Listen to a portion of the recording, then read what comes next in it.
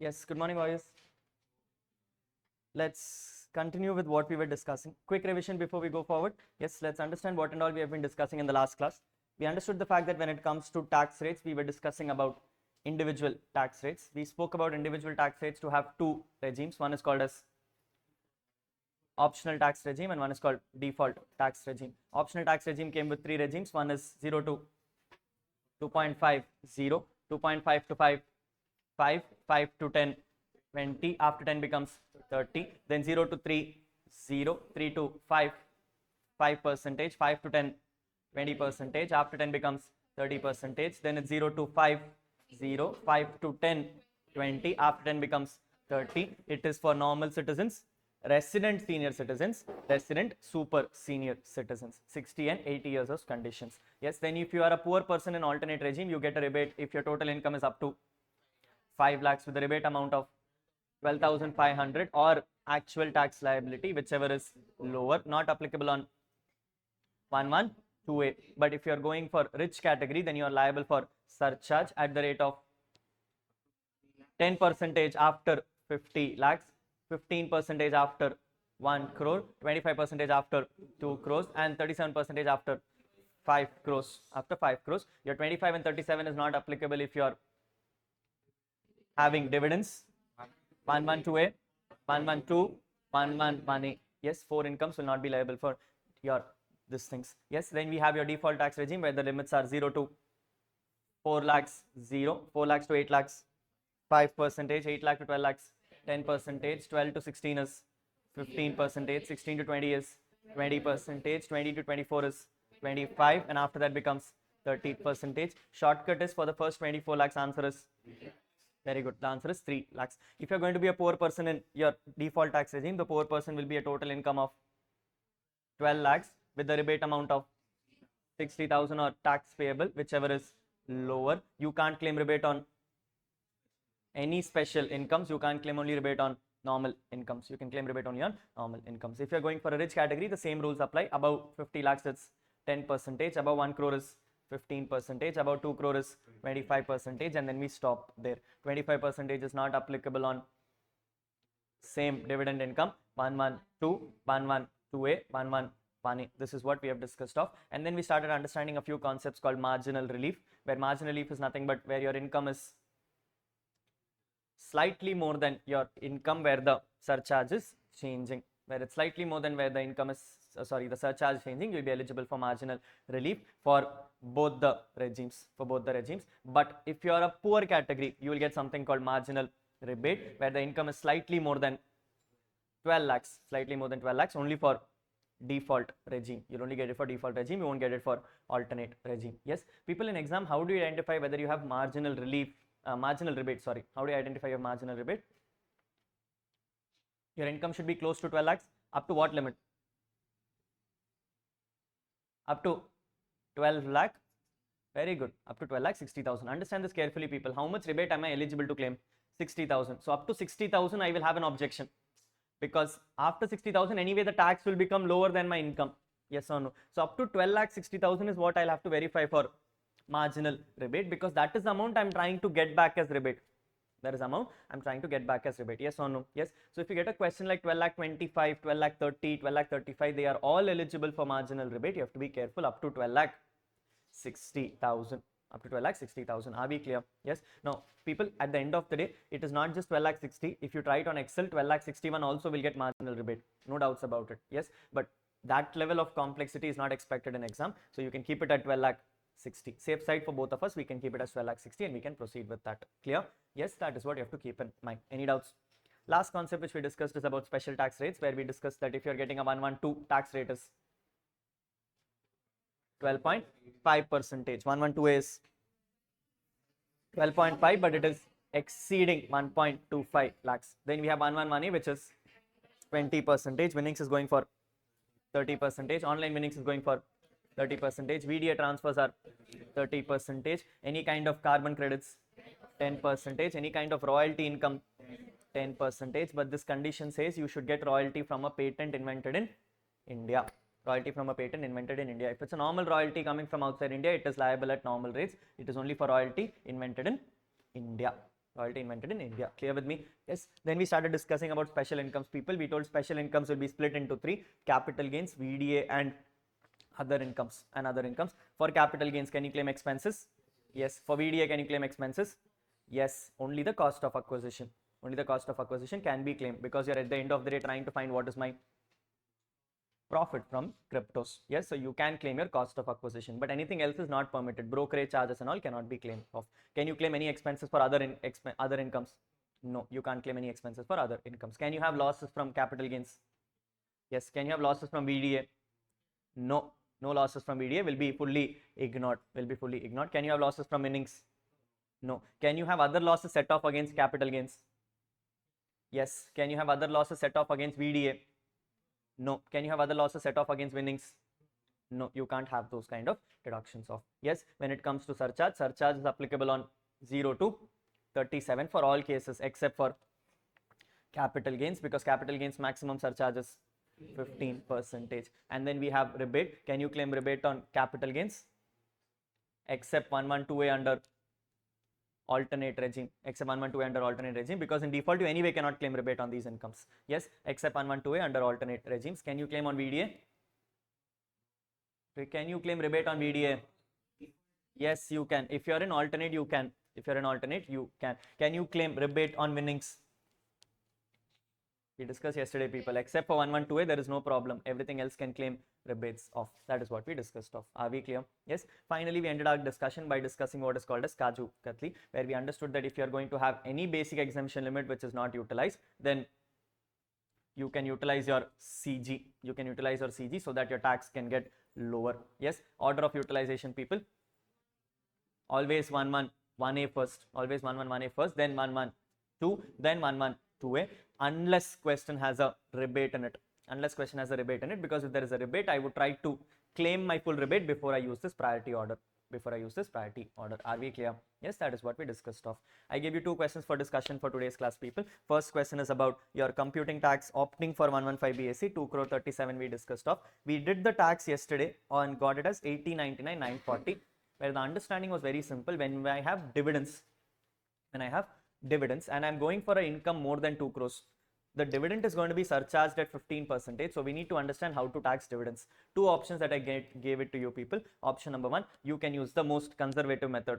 I can use the average concept, where I can take the tax on the total slab income and find out how much is the tax for dividend income and compute accordingly, in which case the answer came to 81,01,790.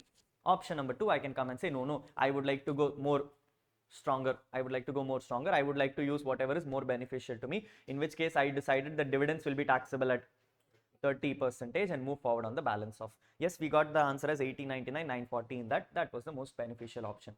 However, people, there is one problem here. This question has marginal relief. Because if you notice, my normal slab incomes are sitting at 2 crore 4 lakhs. Yes. Now, how does marginal relief work when you have special incomes in the question? That is a big question to answer. Yes, you need to understand that when a marginal relief is asked in a special income scenario, I will ignore all the special incomes. Because nothing is going to change on the special income. The number is going to remain the same. Yes, even without the 2 crores or with the 2 crores, the capital gains was anyway surcharged at 15. So surcharge never changed.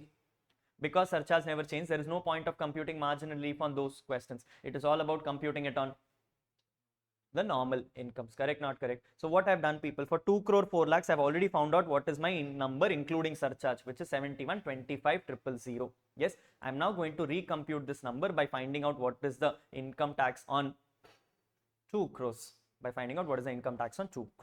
is what we're going to do. Yes, so just on the left side, people, ignoring the right side, keeping the right side as it is. On the left side, my tax you have to compute for 2 crores. Help me out. What is going to happen? My total income, if it was 2 crores, how much is my tax liability? For the first, this is DTR.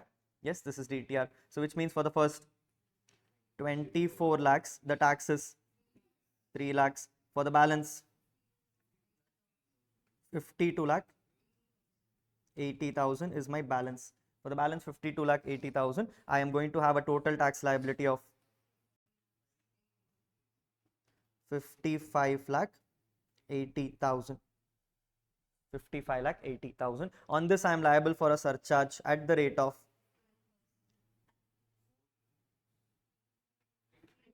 15%. Number is 64 lakh 17,000. Check and tell me people what is happening. My extra tax is 7 lakh 8,000. My extra tax is 7 lakh 8,000, whereas my extra income is only 4 lakhs. Will I be okay to pay this? No, I will not be okay to pay this, which means this answer will now accordingly change. This answer will now accordingly change. I will now come in on the top, claim something called as marginal relief of 3 lakh 8,000. I will now claim a marginal relief of 3 lakh 8,000, adding my number to 68 lakh 17,000. 68 lakh 17,000 will become my tax liability. This number is what I'm going to add along with the special incomes on the right side. This number is what I'm going to add with my special incomes on the right side, adding my total number to 7480406. On this I give a cess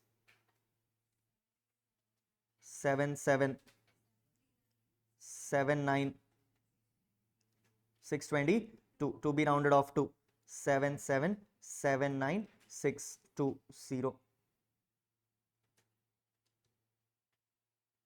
This is my final tax liability. This is my final tax liability. Agreed? Agreed. This is how the computation will look like. Any doubts? Now people, here things were a little simpler because you know that capital gains did not change. Yes. What if I would given you a question where the income is 1 crore 1 lakh on an overall level, including capital gains?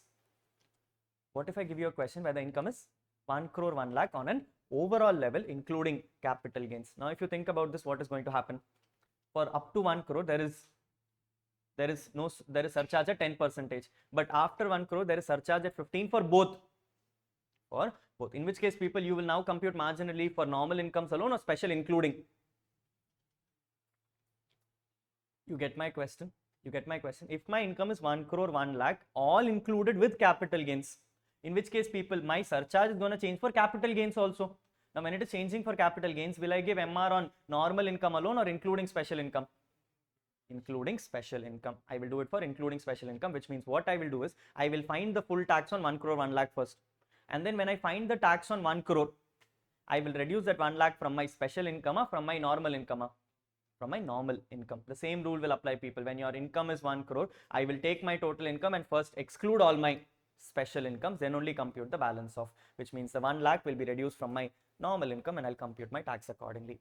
Are we making sense? Yes. So be smart enough to the fact, people, that when it comes to marginal relief, the impact analysis majorly happens on the normal income, which means any changes you need to make will only happen in normal income. It will not happen on the special incomes. Are we clear? Yes. Any doubts? Good to go? Yes. Perfect. With that, people, the last question which I gave you is question number 6. Question number 6 merely wanted you to tell me what is the MR. What is the MR? What is the answer did you get? What is MR? MR is very good. MR is nil. People, you do not even have to compute it. I could have told you directly itself. How? No.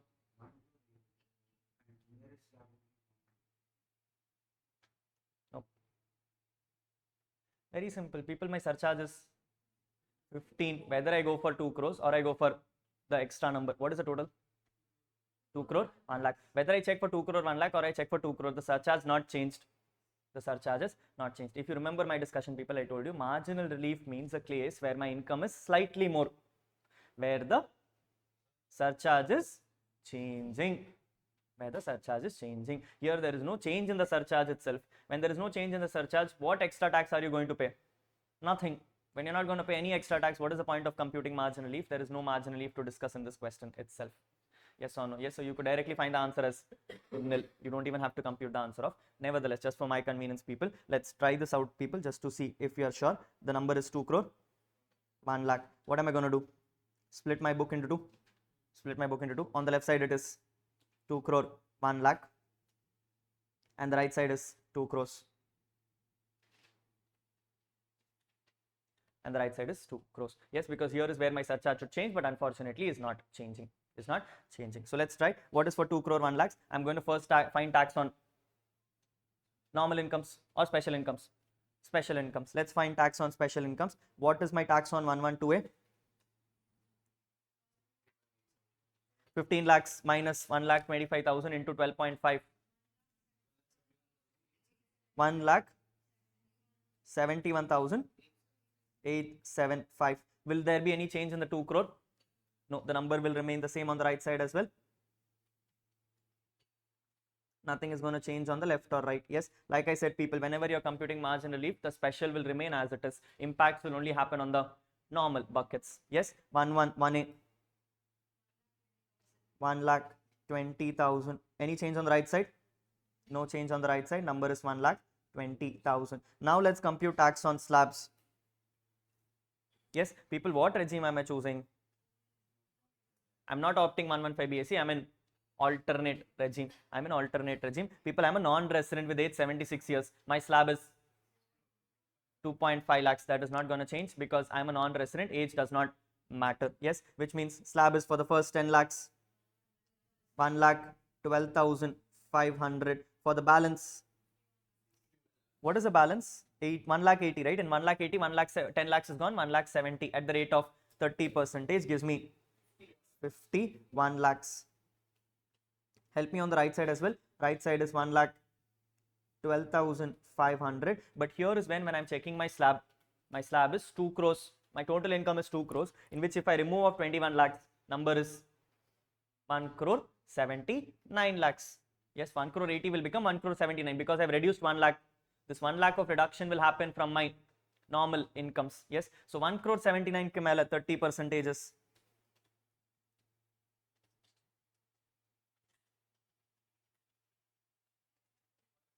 I'm trying the 2 crores. Yes, 2 crores means what? I have to find out 2 crores is split into how much normal and how much special. How much is special in this? 21. So how much is normal? 1 crore 79. Number 50 lakh 70,000 000. Yes, toting the numbers both on the left and right. The other side. Full away. Full total. 63 lakh 30,000 0. Acha. 5504 375. After which I will now add a surcharge at the rate of. Very good. People, my total income being more than 2 crores also. 2 people came and said, I don't want it. Because of those 2 people, PGBP went and said, I also don't want it. Therefore, number became 15% for everyone. Became 15 for everyone. Number became 63 30 031. This is on the left side. Help me on the right side. Right side total is 54 74 375. Adding a surcharge at the rate of same. My income itself is now 2 crores. There is no discussion here. Income is less than 2 crores. I will check together. The moment I check together, surcharge is 15%. Answer gives me 62 95 531. Very good. Tell me the difference of income. My difference of income is 34,500. Check, no people. How much is my difference of income? 34,500. Sorry, how much is my difference of tax? 34,500. How much is my difference of income? 1 lakh. I'm already paying less only. There is no problem here. Apo MR is. That's what the answer is. My final MR is going to become 0.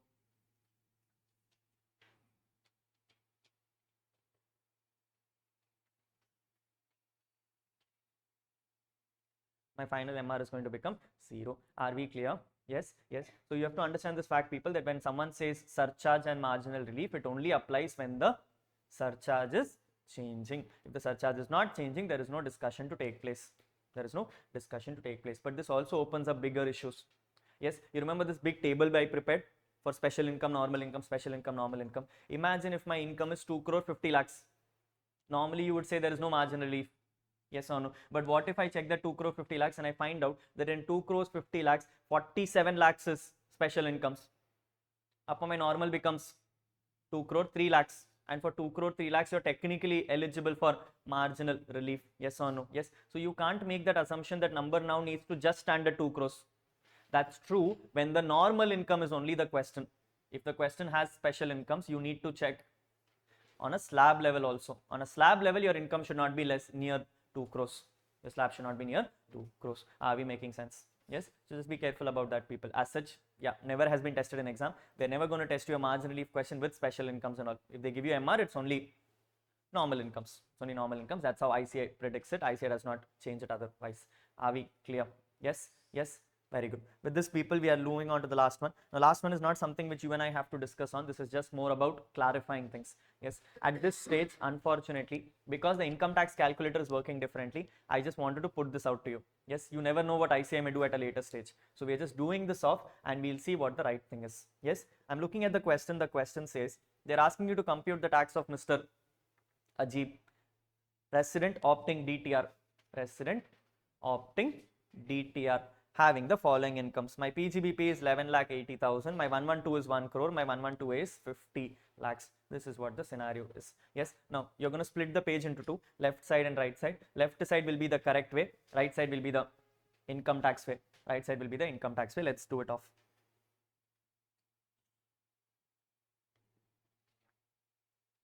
Answer is 1 crore 61 lakh 80,000, I think. Correct? 1 crore 50, 1 crore 61, 80. Yes. 1 crore 61, 80. Yes, yes, yes. Very good. Now, people, what we do normally, every time I give you a question, first always total income. First always total income. Number is 1 crore 61, 80. The moment I see my total income, I ask a question. Am I rich, poor, or middle class? Looking at the case, I am rich. But as income tax way, I am rich and poor both. I'm rich and poor both. We'll come to that part. Yes, as of now, I am rich, liable for surcharge. When I'm liable for surcharge, the question then comes up is my income more than 2 crores or less than 2 crores? Income is less than, I will check together. When I'm checking together, my surcharge rate is very good. My surcharge rate is going to be 15%. So I am going to put my surcharge out as 15 for all.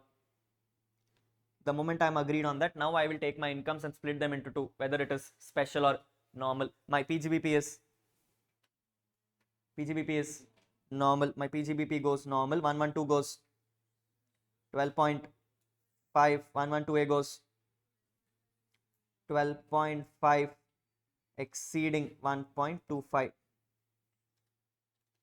12.5 exceeding 1.25 lakhs. This is what is going to happen. Yes. Go forward. Split the page into two.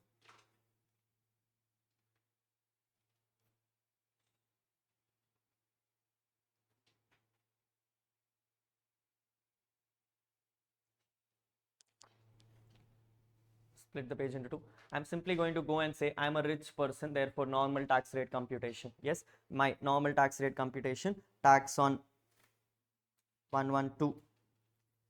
What is tax on 112? 1 crore into 12.5%. 12 lakh 50,000.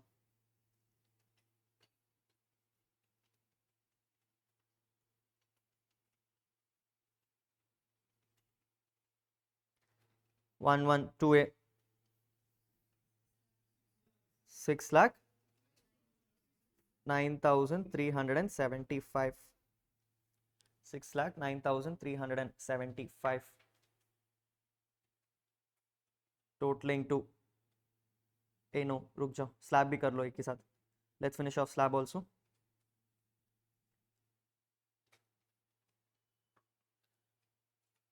11 lakh 80 में what will we do? People, we're in DTR, which means we'll have to compute it for the first 4 lakhs. 0. 4 lakh to 8 lakh is 20,000. 8 lakh to 11 lakh 80,000, which is 3 lakh 80 पे 10%. 3 lakh 80 पे 10%. 3 lakh 80 पे 10% is 38,000. 38 plus 20 becomes 58,000.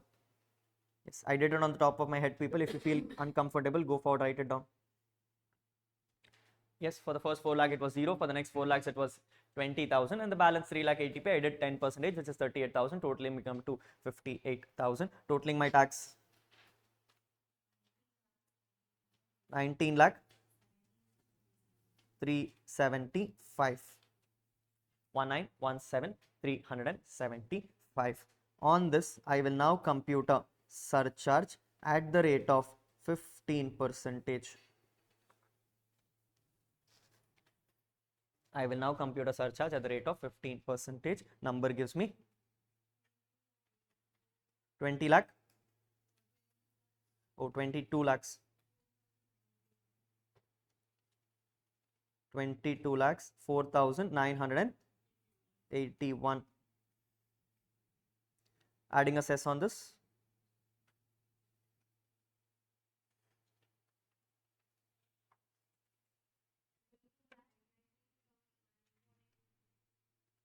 one 180.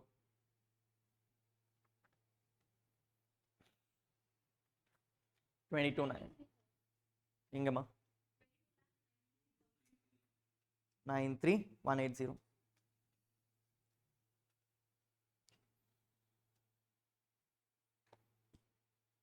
2293,180.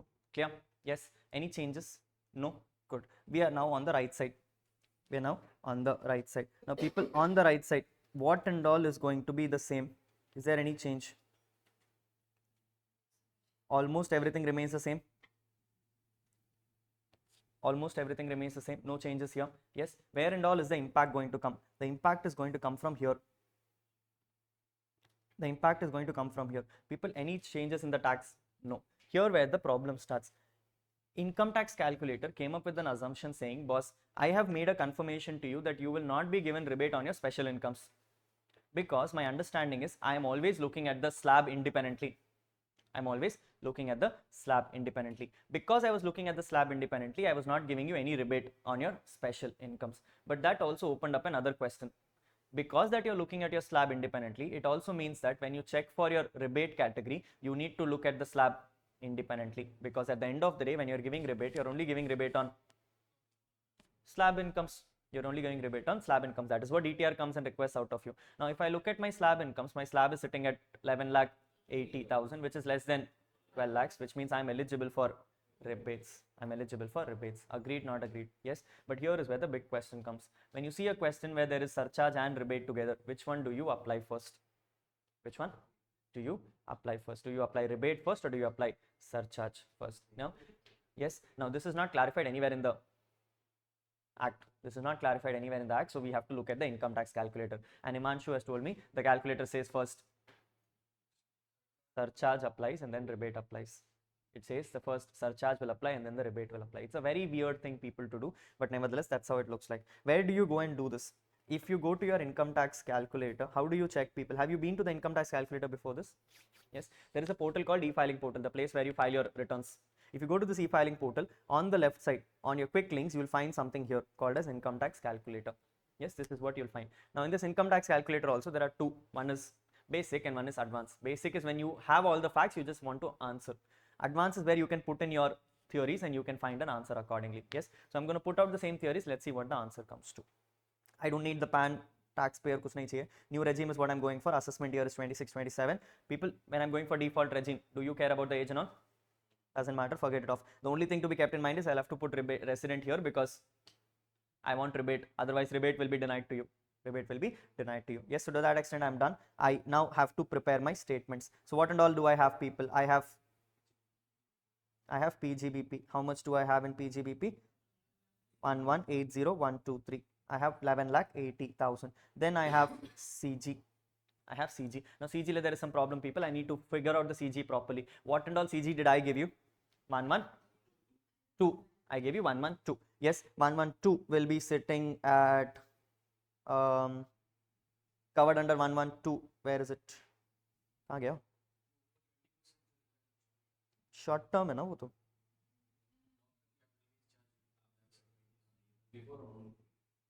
Where is it? Oh, नीचे वाला. It says other than covered under 112. Okay. अजीब logic है. People, number is 1 crore, 1, 2, how many zeros? 7 zeros totally. Okay, 1, 2, 3, 4, 5, 6, 7. Still Garib people, unfortunately. Next, 1, 1, 2A, 1, 1, 2A is here, 50 lakhs, 5, 0, 0, 0, 1, 2, 3. Check my total income. My total income is 1 crore 61 lakh 80,000. Match okay? Yes, very good. With that understanding, people, let's look at the tax rate computation. See what they've done. They've told my normal rate tax is 58,000. Match hua? DTR match hua? 30 plus 28, 58,000. Then my 112A came to 609375. Yes, very good. My 112A came to 1 crore 25 lakh, 12 lakh 50,000. This also matched off. Now, if you check, people, if I go down, first what is happening? It says पहले rebate ही आएगा रे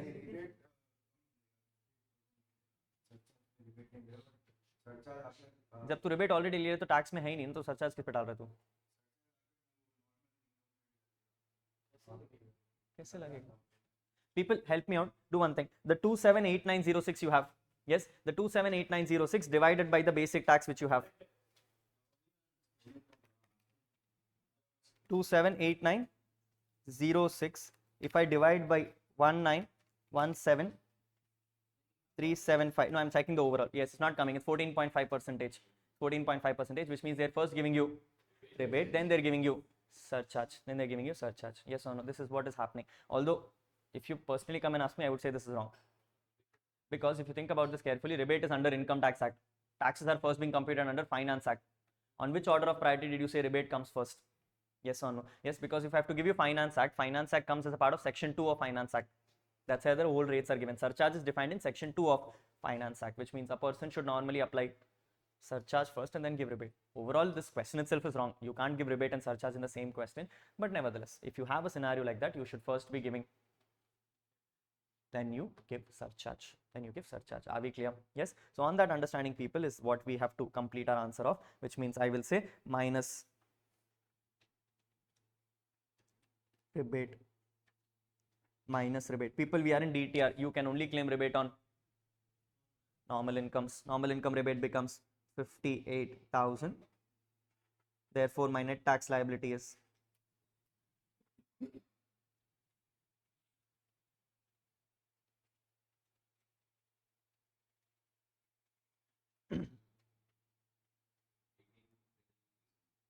1859,375 on which I will now claim a surcharge at the rate of 15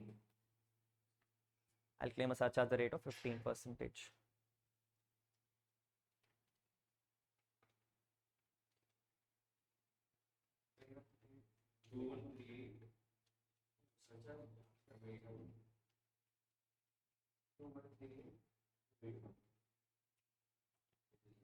adding up a cess on this 23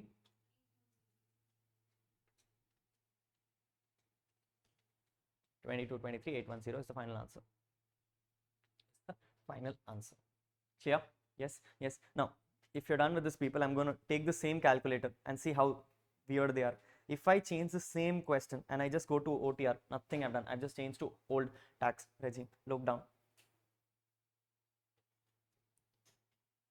rebate has become 0 now you may come and say Rahul rebate has become 0 because OTR says 5 lakhs no let me change the income of where is my PGBP my PGBP let me change it to 4 lakh 80 इसमें rebate आ गया ना insult हो जाएगी मेरी see yes so it's weird that they come and say that for OTR you can't claim this concept but for ATR you can claim this concept at the end of the day people rebate is coming from where from one section which is 87A yes now if I have to show you the 87A let's see if you're able to find that logic in 87A somewhere I don't think I was able to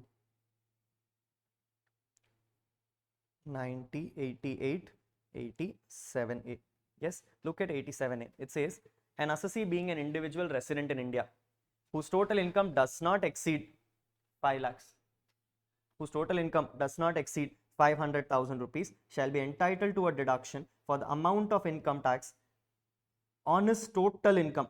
So I will give him deduction on total income with which he is chargeable to assessment year equal to amount of 100% of such tax payable or the amount of 12,500, whichever is lower. This is for your ATR. Yes, but if you notice here it says provided that where the total income is chargeable to tax under 115 BAC 1A and such total income does not exceed 700,000 rupees, the assessee shall be entitled to a deduction on his total income which is chargeable to tax or an amount of 25,000 rupees, whichever is less. This 25,000 was later on changed to 60,000, Notice two places. One place here where it says,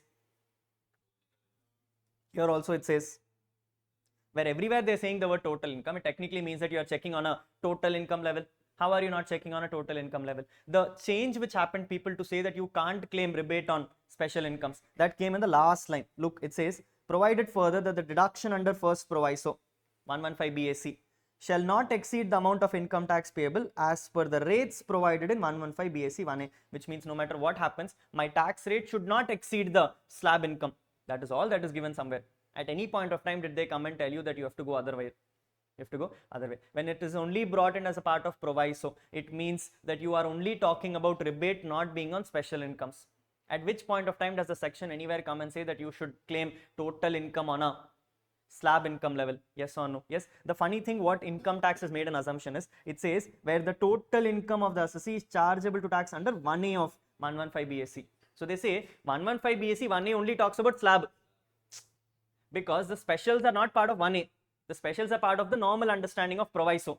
So it's not part of 1A, it's part of the proviso. Therefore, even though I'm using the word total income, I mean total income which is slab income. Which is weird to say, because when you use the word total income itself, it means compilation of all incomes. It means compilation of, correct? No, yes or no? Yes. Weird logics, weird understanding, some shit is going on in what?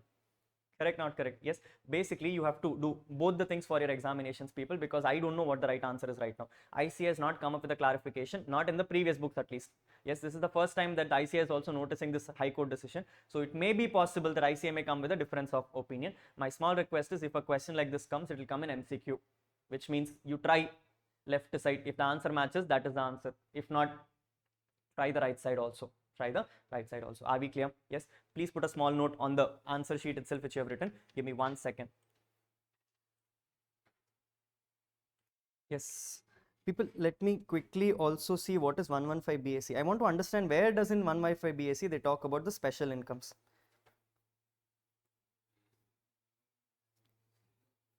This is 115 BAA.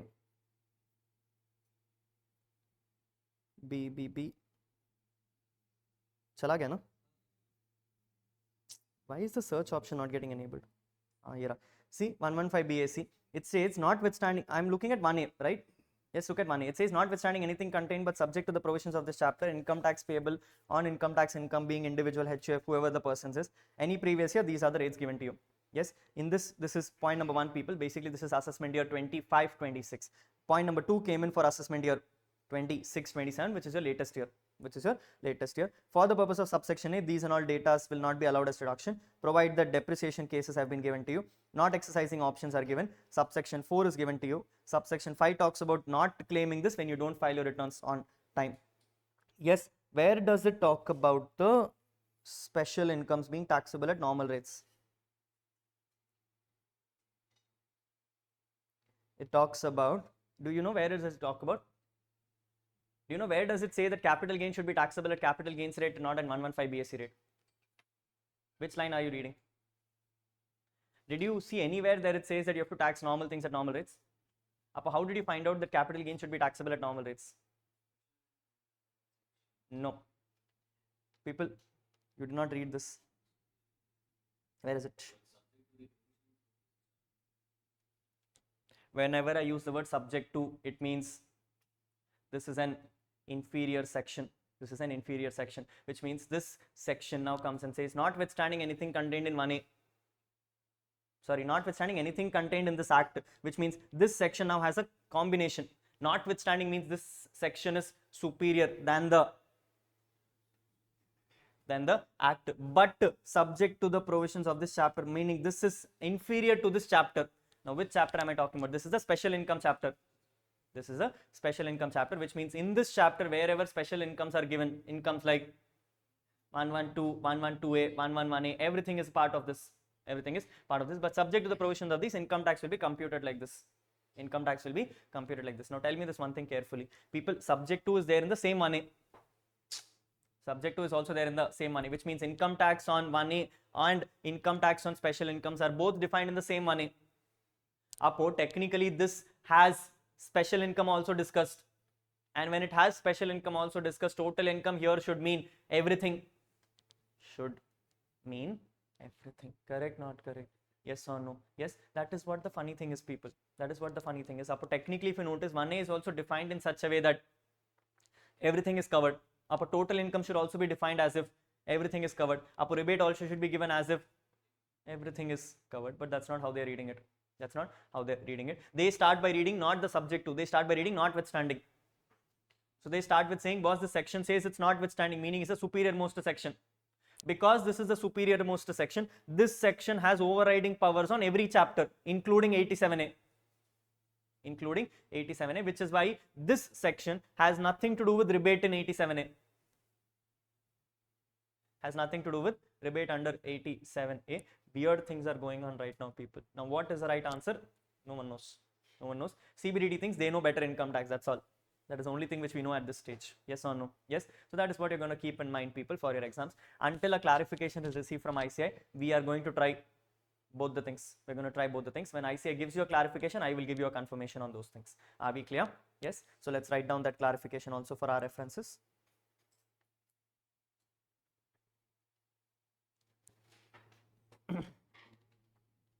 What is the clarification? Where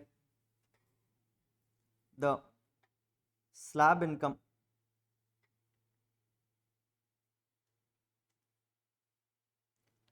does not exceed 12 lakhs in DTR, where the slab income does not exceed 12 lakhs in DTR, rebate will be eligible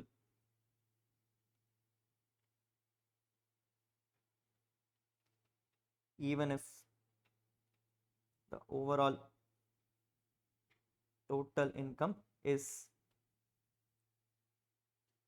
more than 12 lakhs.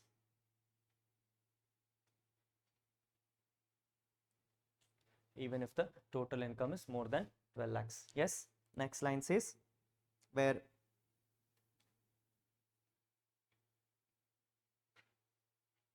rebate and surcharge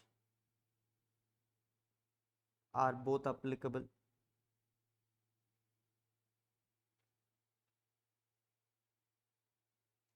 Where rebate and surcharge are both applicable. Which one will you do first? Rebate will be applied first.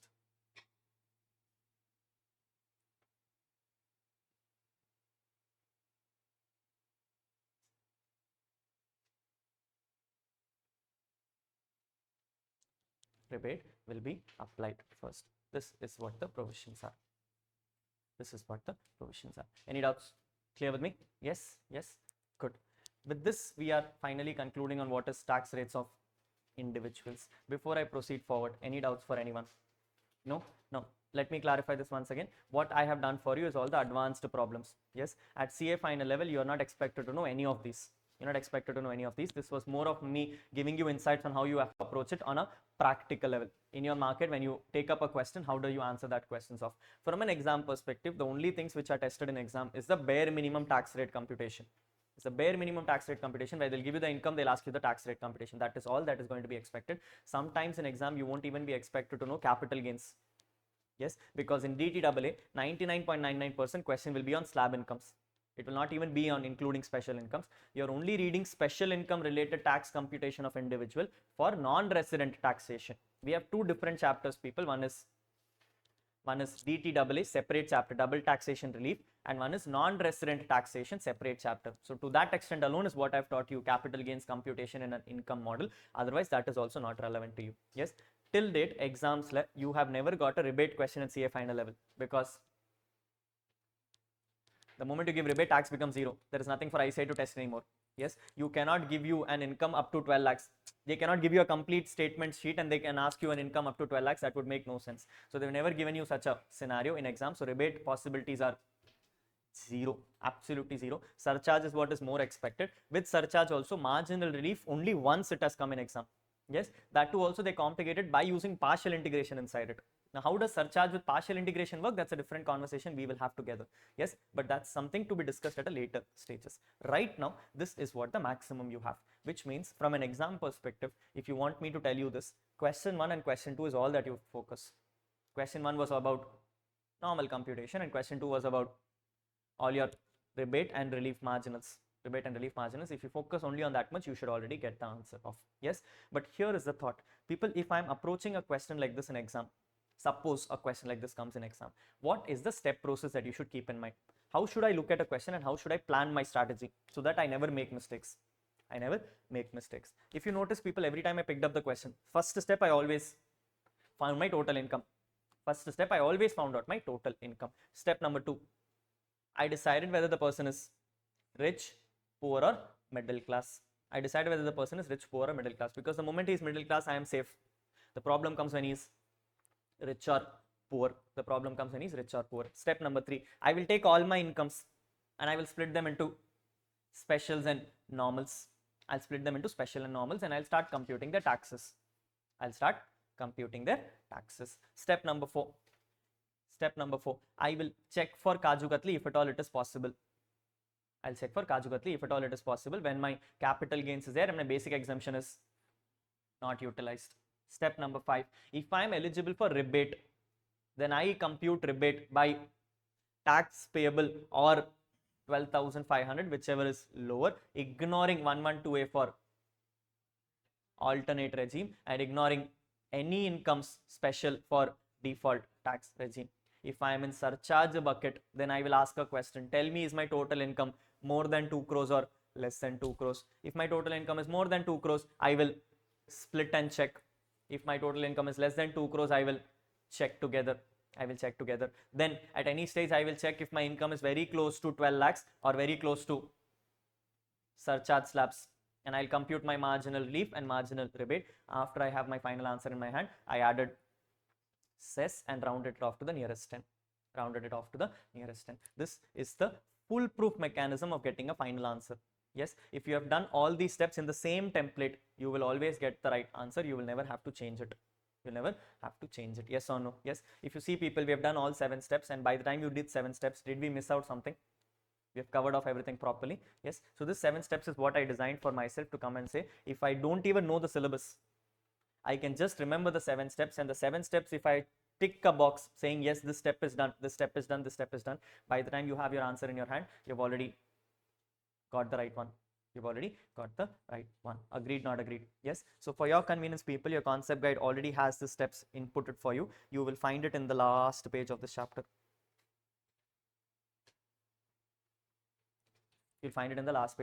I think I remember telling you this when I prepared the concept guide. If you see something in yellow is basically not a provision, it's basically your summaries. Summaries which I inputted inside to come and say, if you read the summary, you can ignore everything else. You don't even need to read the chapter. If you just read the summary will give you all your answers of. Yes. Read it out for me, people. Steps for computing tax rates of individual. Step number 1, compute the total income. Always round off to nearest 10. मैंने डाल के दे दिया, इसके बाद भी round off नहीं किए तो देख लो. Yes, I have told you in step number 1 itself, please round off to nearest 10. Step number 2, split the incomes into slab and special incomes. I will decide which one is slab, which one is special incomes. Items of specials we discussed. 112, 112A, 111A. Winnings, online winnings, VDA transfers, carbon credits and royalty incomes. That is what is special here, people. I'm not talking about surcharge specials. I'm talking about tax specials. Step number 3, check if slab is utilizing the basic exemption limit. My Kaju Katli, I'm checking my slab is utilizing my basic exemption limit properly against the CG for only residence. Only do it for residence, don't do it for anything else. Also bear in mind, people, this is only to be done for CG. Only do it for CG. Don't take up your Kaju Katli for winnings and other things. It's only for CG. It's only for CG. Very good. Next, compute your basic tax. What is basic tax? Take all your incomes, compute the tax rates, whether it is normal or it is specials. Yes. Next, check if the person is eligible for rebate or surcharge. I'm deciding whether he is poor or rich. How is he poor? Total income is less than 5 lakhs in case of alternate, and slab income is less than 12 lakhs in DTR.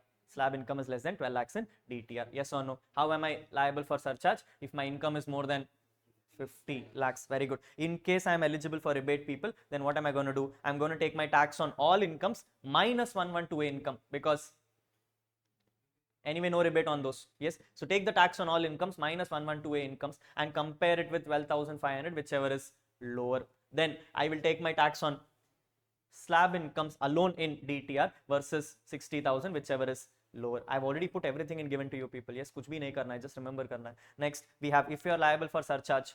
If you're liable for surcharge, I will split incomes if it is more than 2 crores and not split the income if it is less than 2 crores. If it is less than 2 crores, my surcharge will be 10 or 15. If it is more than 2 crores, 4 incomes will go for 15. Balance will go for 15, 25 or 37. Will go for 15, 25, 37. Why 15, people? Even if your income is less than 1 crore, you minimum have to apply 15%. You minimum have to apply 15% because my overall income is 2 crores. My overall income is 2 crores. Agreed, not agreed?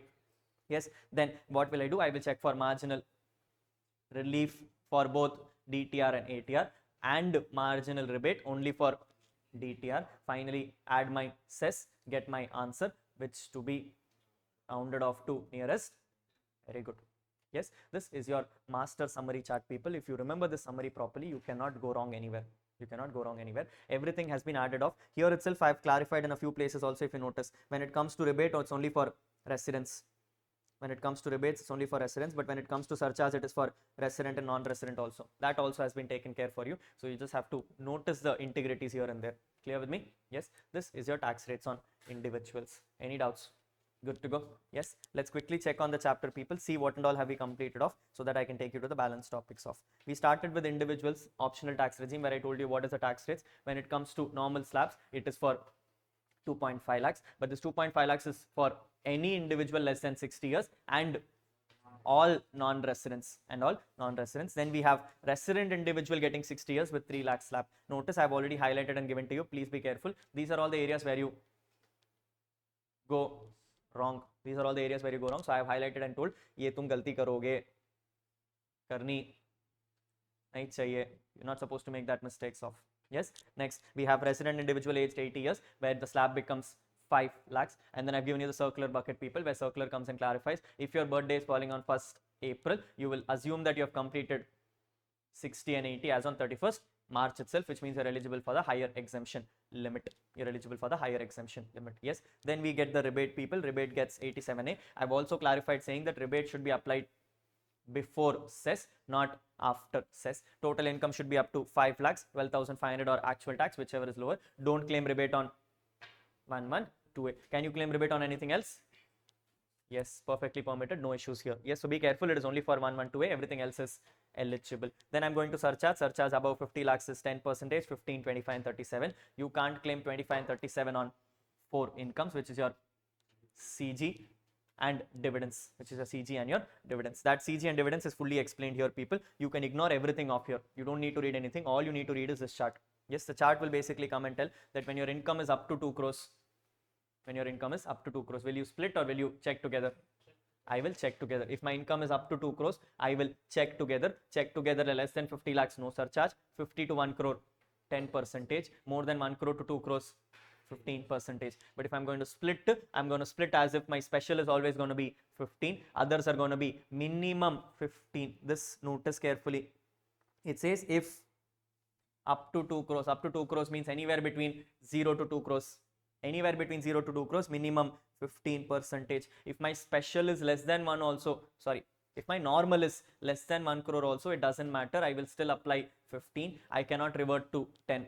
I cannot revert to 10. Balance will be 25 and 37. The chart discussion we already had, people. The last one alone is important. Point number 2, to be careful. Point number 2, to be careful. Yes or no? Yes. The clarification from my side on the dividends part. When it comes to dividends, you have two approaches. Approach number 1, you can either average it out. You can either average it out or apply 30% on dividends directly, so that you get the lesser tax. You get the lesser tax. Agreed? Yes. My small request, people, this is big English, difficult for you to understand. We have done a question. Can we link it off? Yes. Please somewhere note down. Refer question number.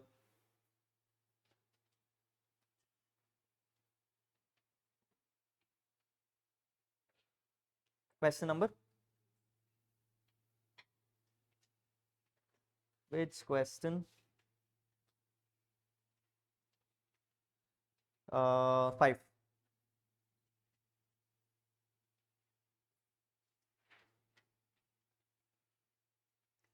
Refer question number 5.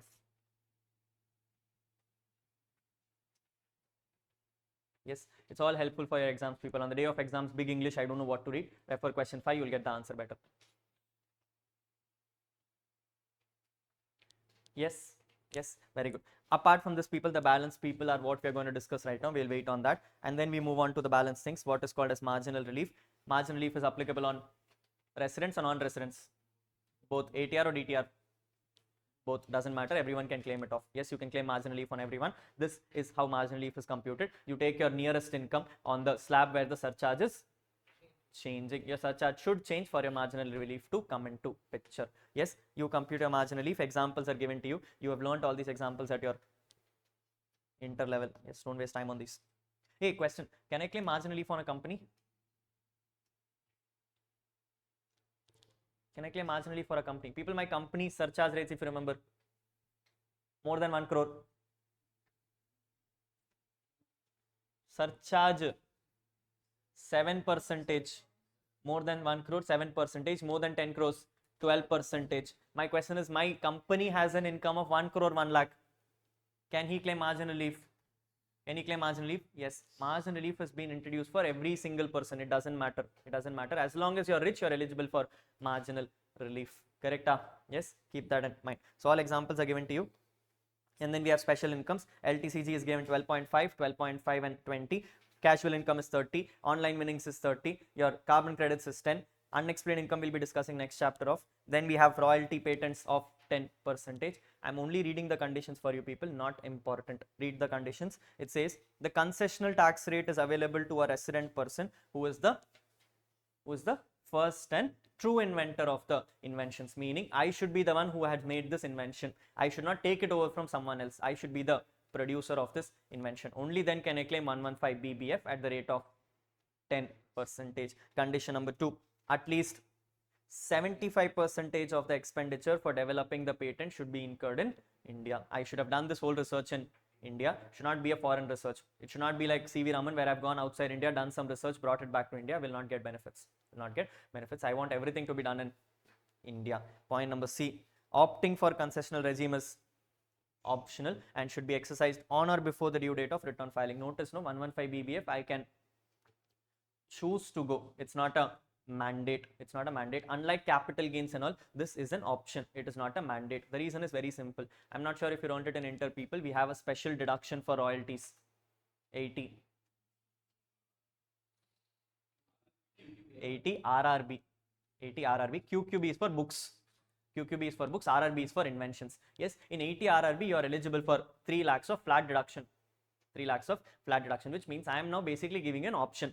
Option is, if you decide to go for chapter 6, say 3 lakh deduction, then you will have to tax at slab model. But if you decide not to go for that, you can opt for 10%. But if you opt for 10%, I will not give you the deduction. I will not give you the deduction, which means I'm giving you a choice. What makes more sense to you? What makes more sense to you? It's a choice in your hands. Yes, yes, very good. Next, if the assessee opts for concessional tax regime but wishes to opt out of the same in any of the succeeding 5 years, he shall not be eligible to opt for the same in the next 5 years. Where have we learned this? Very good. We learned it in 44 AD, presumptive rules. Presumptive rules also come and say that when you have opted for something, you need to continue for. If not, opting out will make you mandatory liable for audits. Opting out will mandatory make you liable for audits. Last one says royalty income shall not be liable for 115 JB, which is MAT computations. People, does someone know the rate of MAT? Tappu. MAT rate is 15%. 18.5 is for AMT. 22 is for special regime. Yes, MAT is 15%. Logic is very simple, people. MAT is a way of collecting more tax only when you are trying to claim more expenses. Yes, now here is a case where I know genuinely I am liable for only 10%. Can income tax department come and say, boss, 10% you pay in normal rules, but I want 15 in MAT computation? Seems unfair. And therefore income tax said, boss, when I know I itself gave you 10% as a rate, I should not be subjecting you to MAT computations for this, and therefore they excluded it from MAT computation. Yes, we will discuss this once again when we discuss MAT rules. I'm just putting it out to you. Yes, right now it is not important, but MAT rules, this is one of the most important adjustments if it comes in exam. Yes, we will get this as an adjustment in exams. Clear? Yes, very good. Then comes in your balance items. Can expenditure be claimed on capital gains? VDA? Yes, only cost of acquisition. Balance incomes? No. Can you choose the losses to be set off? Can you set off losses and capital gains? Can you do it for VDA? Can you do it for others? No. Is choosing losses carry forward permitted? People, winnings anyway don't have losses, so nothing to carry forward. VDA also does not have losses, nothing to carry forward. Can CG carry forward? Period of return filing is before the due dates mandate. Can you claim benefit of basic exemption limit? What is this, people?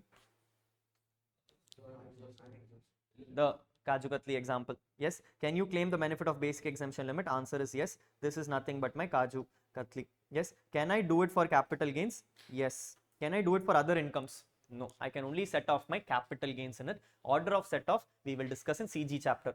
Yes. I've already told you the order of set off, which is nothing but 111A, 112 and 112A. Yes, that's the order of set off, but I've put it out from CG so that it's better for your understanding of.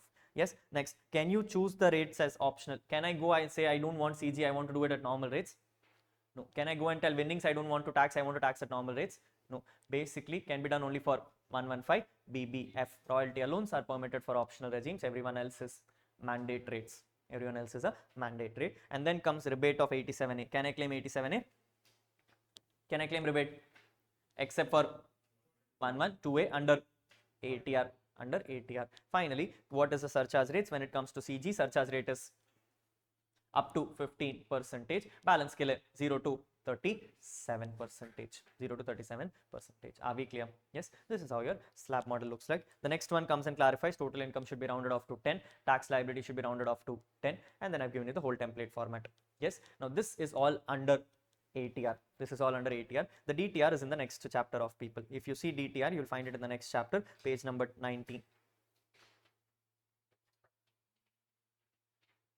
Page number 19. Yes, what does page number 19 say? How does DTR operate? They have told you that DTR will be eligible for all persons of. Rates have changed in the current year. Rates are incremental 4 lakhs, incremental 5%. Incremental 4 lakhs, incremental 5%. I've clarified it here, people. Any kind of income which is taxable at special rates, will continue to be taxed at special rates, will not be taxable at slab model, which means CG and all is also going at special rate model. Yes. Next thing is about rebate under 87A. Can I claim rebate in DTR? Total income should be 12 lakhs. But you can't claim rebate on any special incomes. People, I want you to take this total income and put it as can also be slab.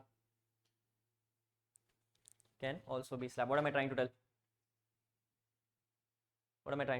I don't know what the answer is. It may be possible that they're checking total income they're checking 12 lakhs not at total income level but at slab income level. This is the example which we did right now. Yes, so I'm just putting it out to you so that in case it comes in exam, be careful about it. Clear?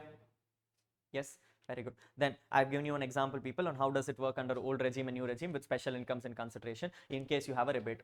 In case you have a rebate, that is what the question comes and says. Here, yes, I've given you the whole order of priority. You have to first set off 1 1 1 1 1 A, then 1 1 2, and then 1 1 2A. Although I've given the most easiest of the example, people, I've not given you a case where Kaju Katli is utilized. Yes, not Kaju Katli case, because yeah, not something you should be knowing for your exam. Yes, for a material to be read for exam purposes, basic questions are good enough.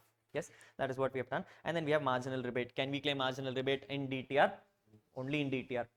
You can claim it only in DTR. I've given you a highlight on the bottom. It says concept of marginal rebate is only available if the assessee is paying tax under DTR, not for ATRs. Not for ATRs. And then we have surcharge rules, people. Surcharge maximum is 25%. We do not claim 25% on 4 incomes. On 4 incomes. Yes. And then we have some concept of marginal leave. Can you claim marginal leave under DTR? Yes, very well permitted. There is no problems here. There is no problems here. That is what the whole provisions is. That is what the whole provisions is. Yes or no? Yes. Now the big question which comes up in exam, people, is how do you decide what regime to choose for? How do you decide what regime to choose for? Because now, for your convenience, when I gave you the question, I said ATR, DTR, ATR, DTR. Will you get the same logic in exam? No. You will not get the same logic in exam. You will have to read the lines very, very carefully. September 25, one of the worst papers which came up in exam, people, because the line reading was very difficult this time. Normally, when a question comes and says compute tax, nothing is given. The assumption is both the regimes. The assumption is both the regimes. When nothing is given, the always assumption is both the regimes, meaning income tax is asking you to try and check which one is better, which is why we wrote step 9, step 10 and step 11. We were trying to check which one is better. Yes, if the question says compute tax as per 115 BAC, it means DTR. If the question says compute tax assuming the person is opting out of DTR, it means alternate regime. Now here is where the confusion will start, people. In some exams, they will come and say compute tax as per 115 BAC 1A, which means DTR. Same chapter, same exam, they'll come and say compute tax assuming he's opting out of DTR as per 115 BAC 1A. Answer is ATR. People, the section is not important. The English is more critical. In the first English, they said paying tax as per. Second one, they said paying tax opting out. The opting out is a critical part here, which means it became ATR. So don't focus on the section, focus on the English. Focus on the English. Yes or no? Yes. Magical question came up in this attempt. September 25 says, assuming he does not wish to opt out of DTR.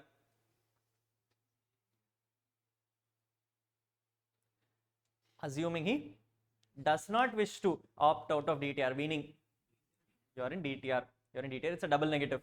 Yes, you're not opting out for DTR, which means you are in DTR. You're in DTR. That's the question which came up in this exam, people. Nothing which I predicted also. Unfortunately, during reviews, I also made a mistake. People, when you're reading it in a hurry in an exam, in a 3 hours exam, you're only looking for the opting out. I looked at opting out and I said, okay, ATR.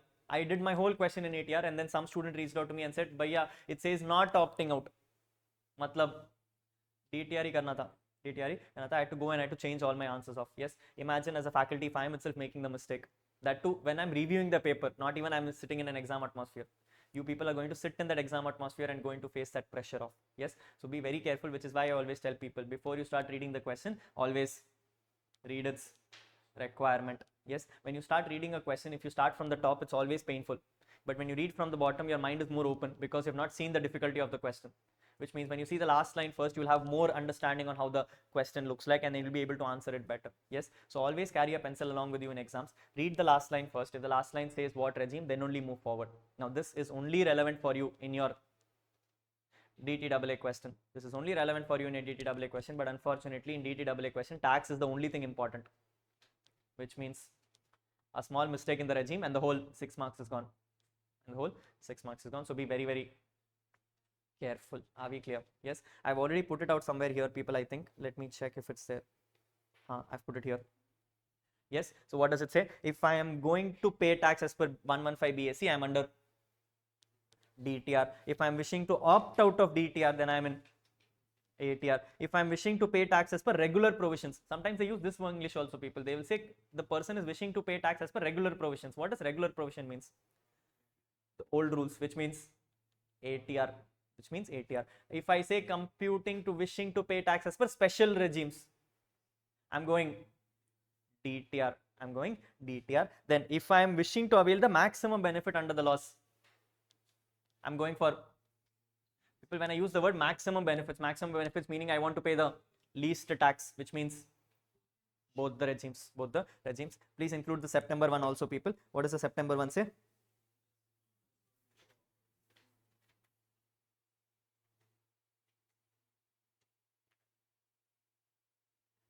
Does not wish to opt out of section 115 BAC. Does not wish to opt out of section 115 BAC. People, if I'm not wishing to opt out of 115 BAC, I'm under DTR.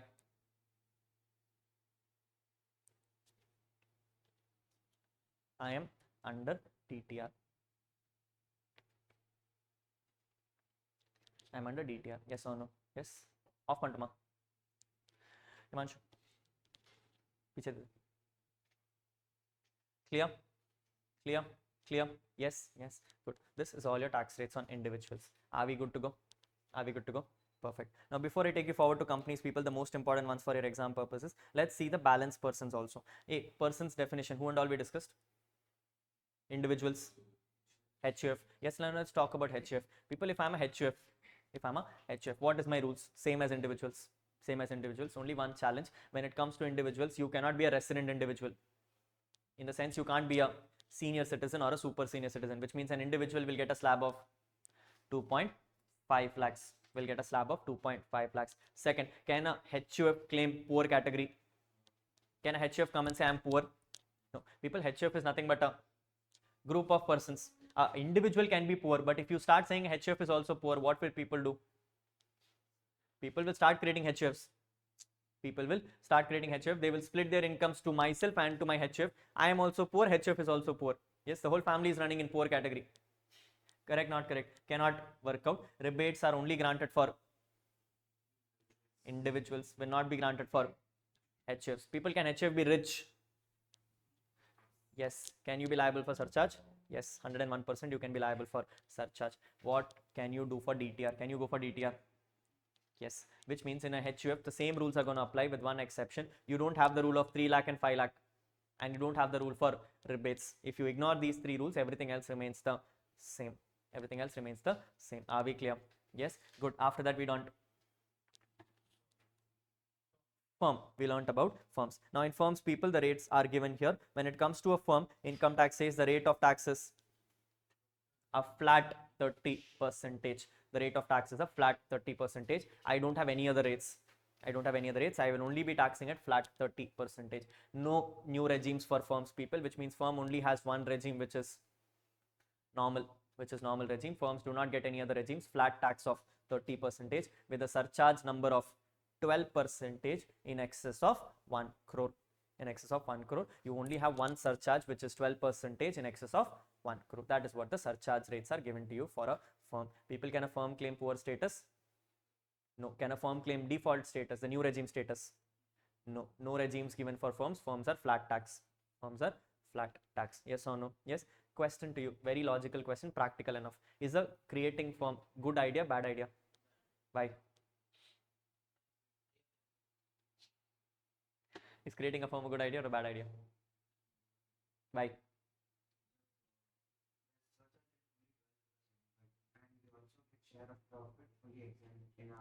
Very good. People, there is no clean answer to this. Yes, when it comes to firm, there are certain benefits and certain denials to you. Benefit number one, creating a firm gives you a surcharge rate of 12%, which otherwise would have been taxable for 25 and 37 as an individual. That gives you a benefit. Benefit number two, if you start taxing something in the hands of a firm, the share of profit becomes exempt for the partners. Becomes exempt for the partners. At the same time, what is going to happen is a firm can claim something called salaries paid to partners and interest on capital paid to partners, which means the profit which you have earned indirectly can be split between a firm and a partnership. Between a firm and an individual. You can split it off accordingly. Yes. Benefit number three is anything you root from the firm in the hands of an individual becomes a PGBP income. In the hands of an individual becomes a PGBP income. The moment you treat it as a PGBP income in your hands, you have enormous amount of benefits because you can claim expenses in it. You can claim expenses in it, so that adds to a benefit to you. Yes. Now you may come and ask, Rahul, profit has come from the partnership firm. What kind of expenses will you have? Valid question. Yes or no? I would very simply come and say, for me to put money into the firm, I had to take a loan. That loan is giving me interest. That interest is what I'm claiming as PGBP. Perfectly allowed, fully allowed, no problems anywhere. No problems anywhere. So that is the benefit which you get as a firm. However, it has its downsides. Downside number one, like I said, if you have a profit in the firm, it gets taxed at 30% flat, where you could have in a company taxed at 22%, in an individual taxed at slab rate model. So that adds to your disadvantage. Yes. Unfortunate number two, if you run a firm, that's good, but if you decide to shut down a firm, it's a nightmare. It's a nightmare. Shutting down a firm in income tax has enormous amount of tax liability. Yes, you have a section now introduced called as 45(4) along with 9B. And 45(4) along with 9B comes and says any single rupee going out of the firm will be taxable fully in the hands of firm. Will be taxable fully in the hands of firm twice, not just once, twice. Meaning, while giving it off to the partner, it is taxable. While computing the partner share also, it is taxable. Both the tax to be paid by the firm. Both the tax to be paid by the firm. A very simple example if I have to give you. Understand, a partner is putting money into the firm and is later on going to withdraw the money. A partner put 1 crore, has withdrawn 1.5 crores. Profit is 50 lakhs to be taxable for the individual at slab rates.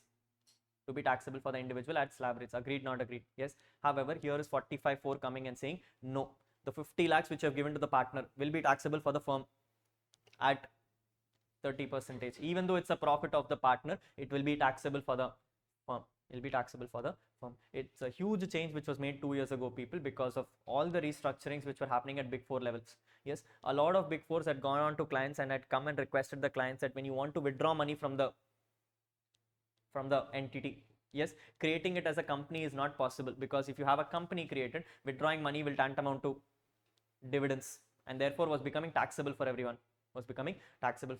So what Big Four started giving as a suggestion to all the companies is, when you want to withdraw money from the company, you convert them into LLPs. Obviously you cannot create a firm, people, you will convert them into LLP. Why? Because capital gains says when you convert a company to LLP, it is fully exempt. It's not regarded as transfer. So they were converting their companies to LLP, and now all shareholders became partners. Distributing money to the partners became fully exempt as share of profits. So that became a huge scheme in India for people to repatriate profits outside India. Yes, when a non-resident was asking his money back, they were converting all companies to LLP and they were sending back money everywhere. It became a huge issue in market, people, 2 years ago, because every single non-resident company was converting their LLPs. At certain point of time, income tax was like, why is so many companies becoming LLP? What exactly is the issue going on here? That's when they realized that the Big Fours have decided to make some repatriation strategies in M&A structure, and therefore they amended the whole rules and they said moving out money from the firm fully taxable in the hands of firm. Why was it done, people? Very simple. If you start taxing it in the hands of the partners, partner is a non-resident, and that guy will say, no, I have treaty benefits. The moment I have treaty benefits, he said, I will not tax in India. To ensure that also does not happen, they said, no, let the firm pay tax, because the firm is anyway in India. So he would pay tax and go it off, which means India ensured its collection of taxes to the best extent possible. Yes, that is how beautifully that scheme was introduced in India, after which people have stopped recommending to create a firm. They have stopped creating firm because it became a huge trouble in India to that extent. At the same time, people, when companies rates fell down to 22% and 12-15%, no one saw the reason for having a firm anymore. Everyone started moving to company models. Yes or no? Yes. So firm is not the most established practice in India. The only people who now create firms are professionals. Not because we want to, but because we have to. Unfortunately, as a professional, you are not permitted to establish yourself as a company. You have to be a firm or an LLP. Yes, so the professionals are the only ones who are forced right now to create a firm and an LLP. That is the only structure which is going on right now. Yes or no? Yes, but that's also funny thing, people, because Chartered Accountants Act comes and says that a professional only needs to create an LLP for its certification business. You don't have to do it for everything else. Yes, recently, I don't know how many of you are following the news, a lot of Big Fours, including Big Six, have now split their companies off. Yes, they have completely split their companies off. All all business lines which were doing certification services are now in LLP, and everyone else has moved to a corporate model. Everyone else has moved to a corporate model. I recently saw the news. I'm not sure if you read it. Anyone from BDO who would know it? BDO recently made a big restructuring. In a BDO restructuring, what they decided is stat audit alone will be part of LLP. Every other function like tax, IDT, and everything was hived off, and they converted that into a company. They converted that into a company because anyway there is no certification. When there is no certification, there is no mandate to be a firm. They moved everything to a company model so that tax rates can fall down. Tax rates can fall down. Otherwise, unfortunately, they were all paying 30% tax rate structures. Yes, so huge restructurings are happening in India just because of this. Just because of this. I'm not sure if you're following, but if you're, that's very good. Yes, so sometimes your strategy also decides based on the legal entity which you're establishing upon. Are we clear? Yes or no? Yes, that is what a firm taxation looks like. Any doubts?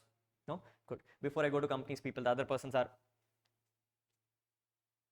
AOP and BOI, income tax rate, rules same as HUF. Rules the same as HUF, which means 2.5 lakh slab, no rebates, surcharge will be applicable as it is. Can I go for DTR? Yes, I can go for DTR. So AOP, BOIs also get DTRs. Next, AJP, rules same as HUF, rules same as HUF, which means no further discussion on these. No further discussion on these. Yes or no? Yes. This brings me to the most critical person for your exams, called as companies. Called as companies. Yes, people, on the top of your head, if you can help me out. If you can help me out. Kya ho gaya isko? Oh, this is what we were discussing yesterday, is it? Okay. Yes, so if I have to now start a model called as companies, what and all am I going to look into? People, now when it comes to companies, income tax also said yes. When it comes to individuals, if the individuals is liable to get 2 regimes, then the company is also definitely liable to get 2 regimes, which means in a company also we're now going to be discussing about 2 things. One is called old tax regime and new tax regime. Yes, now here is what the change is happening. Here is what the change is happening. Understand this carefully. When it comes to individuals, we call it as default and optional. We call it default and optional. But when it comes to companies, we call it old and new. What is the difference here? Difference is very critical. Understand, if I'm an individual, my first priority as a practical person, if I don't choose anything, it is auto assumed as 115 BSc. If I don't choose anything, it is auto assumed as 115 BSc. I will have to get approvals to go to old rules. Form number? Very good. Yes, form number 10IE. Yes, but if I'm in company, if I don't choose anything, the primary assumption is I am on old rules. The primary assumption is I am in old rules. To move to new rules, I will have to get an approval. That's where the change happens, which means as a practical person, to move to new regime requires a form for companies, but to move to old requires a form for individuals. That's a change which happened last year. Now, why am I stressing on this so much? Imagine you get a question in exam, and the question in exam comes and says the person has not filed his return on time. The person has not filed his return on time. Tell me, people, if you have not filed your return on time, did you have a chance to file a form? If you did not have a chance to file a form, individual will be automatically shifted to DTR, whereas a company will automatically be moved to old rules. This is something very, very silently which ICAI has been asking in exams. Very beautifully it has come in exam once or twice, people, where an MCQ question will be given to you. And in that MCQ question, they'll come and say, assuming that the company has filed its return on 31st December. The moment you say that the company has filed its return on 31st December, it means the company filed its return late. The moment the company filed its return late, he would have never chosen the form. When he never chose the form, it automatically means he is in old rules. Now that's the funny thing, because in this question they would say compute tax full stop. And when a person sees the word compute tax, he always assumes it as old or new, whichever is better. Yes, those MCQ questions, 99.99% new will be better. But you should never choose new because you never filed your form.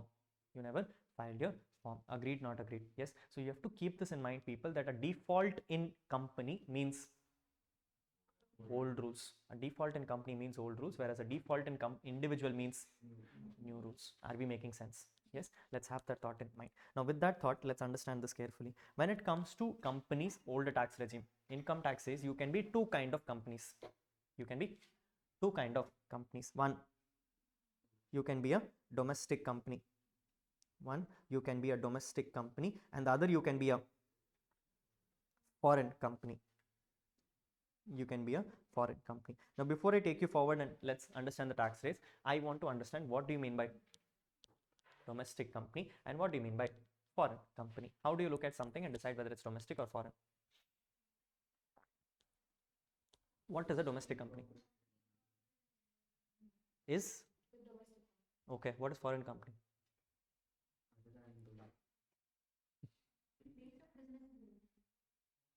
Place of business, like a subsidiary or a branch.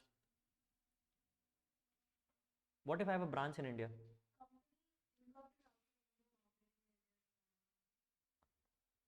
That's what you learned in Companies Act, if I remember.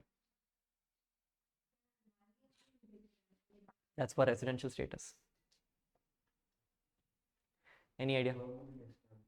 That's what is managed. Residential status. No? No. Come a residential status. No idea? Yes. People, let's understand this carefully. First of all, what is a foreign company? Very simple. What is not a domestic company?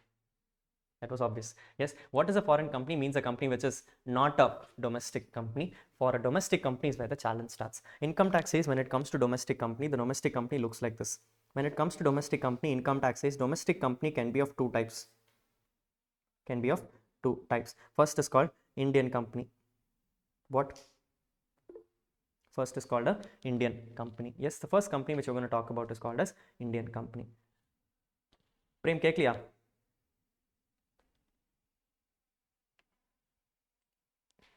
People online, is it audible? मेरे को तो सुन रहा है. Okay. Yes. So what is going to happen is I'm going to come and talk about a domestic company. Domestic company is going to be two types. One is called Indian company, and one is a company which has distributing dividends in India. One is a company which is distributing dividends in India. What basically happened is people, income tax came and said, see, if you're going to be an Indian company, then you're automatically a domestic company. But if you're going to be a foreign guy, who's going to place his business in India, where you have made a request that for placing this business in India, the business itself will be managed by only Indian shareholders. In which case, whatever profit comes from this place will only go to Indian shareholders. Which means you may have created an extended arm, but at the same time, this extended arm is only operating in India. In all practical sense, it looks like a Indian company. Just that it is not established in India. Yes or no? Yes. So a company which is distributing dividends in India is also called as a domestic company. Yes or no? Yes or no? Yes. Then the question comes is, what is Indian company? What do you mean by Indian company? Incorporated? Very good. It's a company which is incorporated under Companies Act. If I'm a company which is going to be incorporated in Companies Act, which is 2013 or 1956 or any of the prior acts, I'm automatically a Indian company, because why would they give me a registration otherwise? Yes. So if I'm a company which is going to be incorporated, understand carefully, it is not registered, it is incorporated. If I'm a company registering in Companies Act, I can still be a foreign company. I'm only talking about company which is incorporated under Companies Act. If I'm going to establish myself under Companies Act, it is going to be a Indian company. It's going to be an Indian company. But people in past, when Jammu and Kashmir was not part of Constitution of India, we did not have Companies Act applicable to them. When Jammu and Kashmir was not part of India, they had a separate Companies Act altogether called J&K Companies Act. And therefore, income tax at that point of time came and said, J&K Companies Act incorporations are also Indian company. Because the problem was Companies Act was not applicable on J&K, but income tax was applicable on J&K.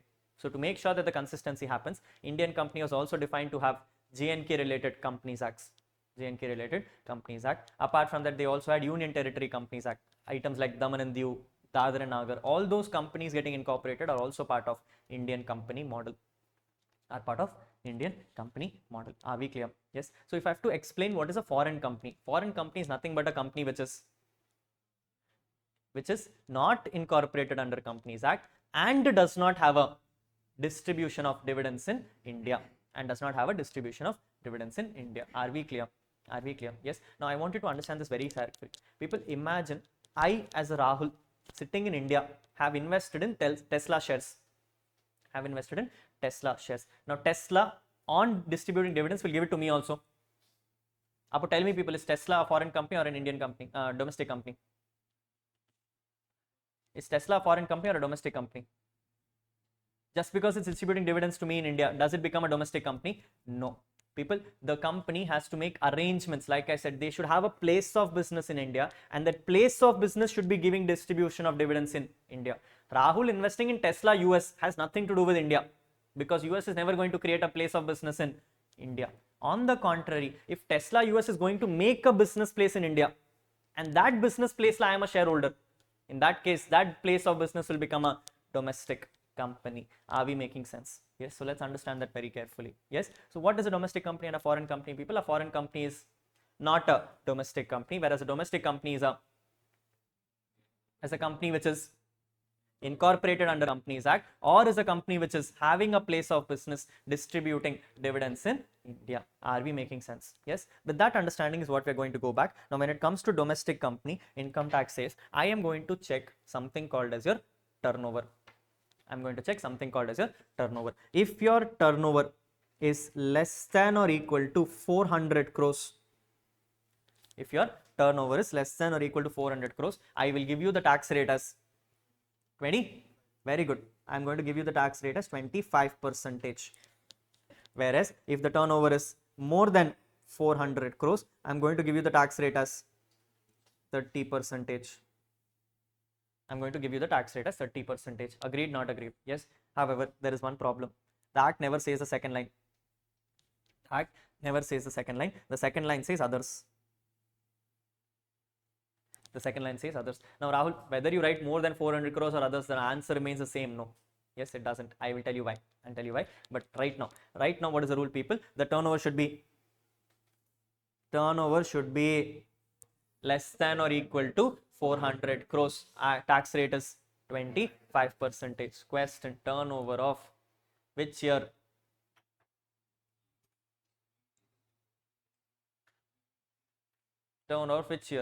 People, you are writing exam for which year? Hey, PY.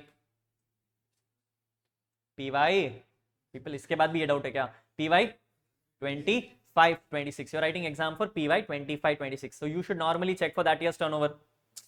Agreed, not agreed? Yes. People, think and tell me this carefully. You're writing PY 25-26. On 1st April, when you start the year, would you want to know your tax rate? Not want to know your tax rate? Would you want to know? Not want to know? You would want to know your tax rate. Upon 1st April, can you predict, Baba Adam, that as on the end of the year, I will get 400 crores turnover? Can you predict? Apo, will you take current year turnover data? People, when you can't even predict the turnover, how will you decide whether you're taxing at 25 or 30? Correct, not correct? Apo, you will went and said request. You went and made a request, sir, don't take the current year's turnover because I don't know how to check. Correct, no. Yes. Apo, which turnover should you take? Previous year is 24-25. Yes or no? So you went and said, sir, I want 24-25 turnover check. Income tax department said, I don't want. Issue is very simple, people. You want the rate as on 1st April. As on 1st April, is your books ready?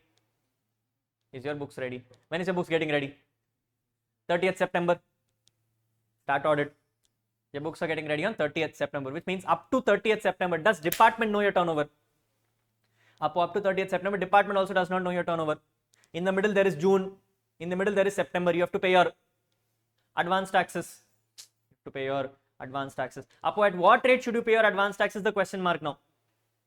Correct, not correct? So department said, I also don't want the turnover because you did not declare it to me yet. After you declare only, I can find out. Which means department said, I can't take 25-26. Sorry, I said I can't take 25-26. Department said they will not take 24-25. Left off is 20. The turnover for your year is for PY 23, 24. Now people, this changes every year. This changes every year, which is why this is an amendment. This is why this is an amendment. Your turnover should be checked for PY 23, 24, which means it is not your previous year. It is not your previous year. It is previous year. It is previous year. That is what the turnover is. That is what the turnover is. Yes. Now people, this normally confuses an exam.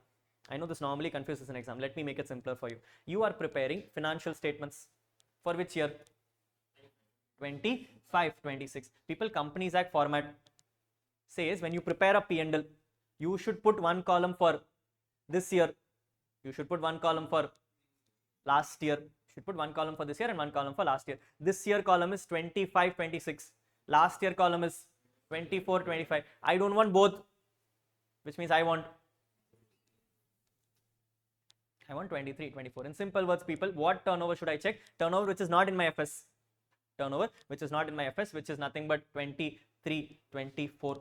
Nothing but 23, 24. Are we making sense? Yes. So what is the provision, people? If your turnover is less than or equal to 400 crores of 23, 24, then the rate is 25%. Otherwise, the rate is 30%. Otherwise, the rate is 30%. Are we clear? Yes. That brings me to the next one, people, which is foreign company. Income tax amended the rate last year from 40% to 35%. This is not an amendment for your attempt, but it was an amendment of last year. The rate has now come down to 35%. The rate has now come down to 35%. So a foreign company now pays tax at 35%. While this rate is kind of useless if you ask me. This rate is kind of useless if you ask me, because most of the non-residents have special rules. You will have a separate section called 115A. And 115A says most of the incomes which they earn are taxable at rates of 20, rates of 10, rates of 5 and everything, which means this rate is technically not useful. It's not useful. This rate, however, is now becoming a very famous thing. It's becoming a very famous thing because recently Supreme Courts have been passing stupid judgments in India. Anyone, any idea? Any clues?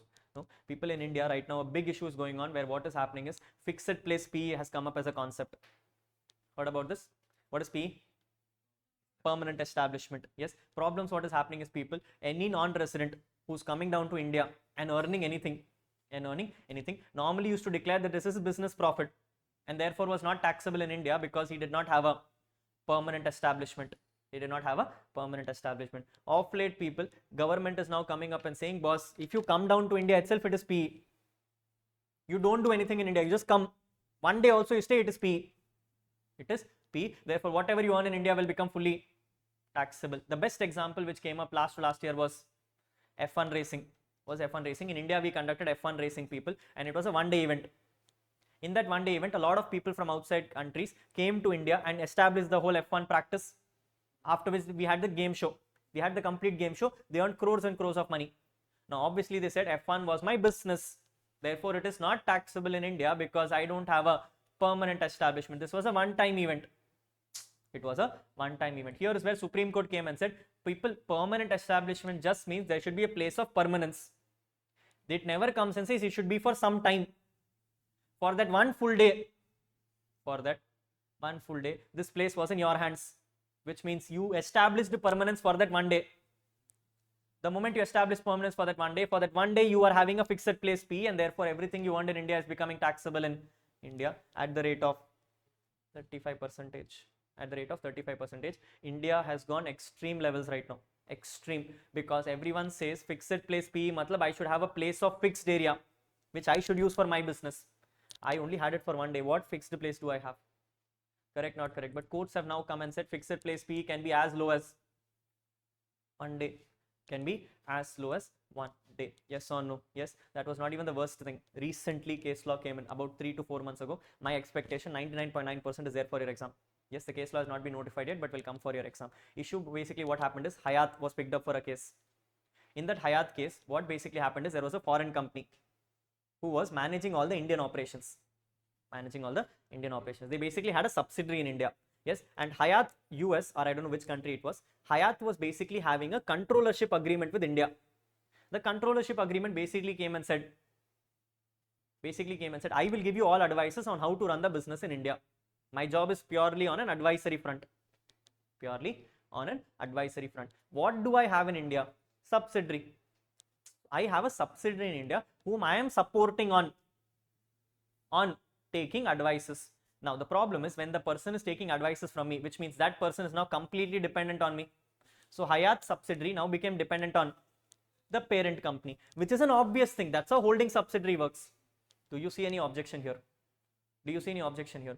The court took up the agreement and came and said, you are now having a dependency agreement, which means the international is completely working for India.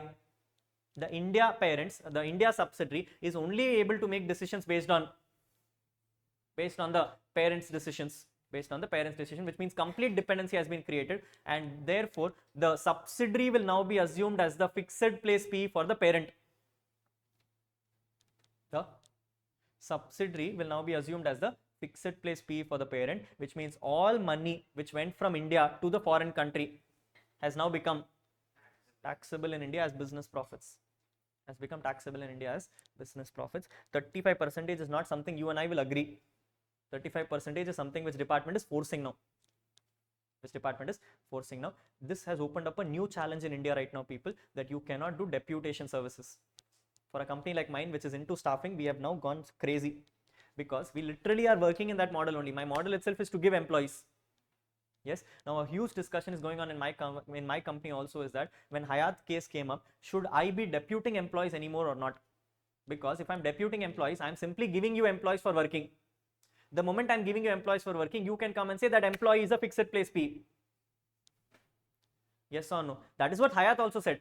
Hayat case, they've literally come and said employees who are working in India are taking decisions from parents, which means the employee is now a fixed place P.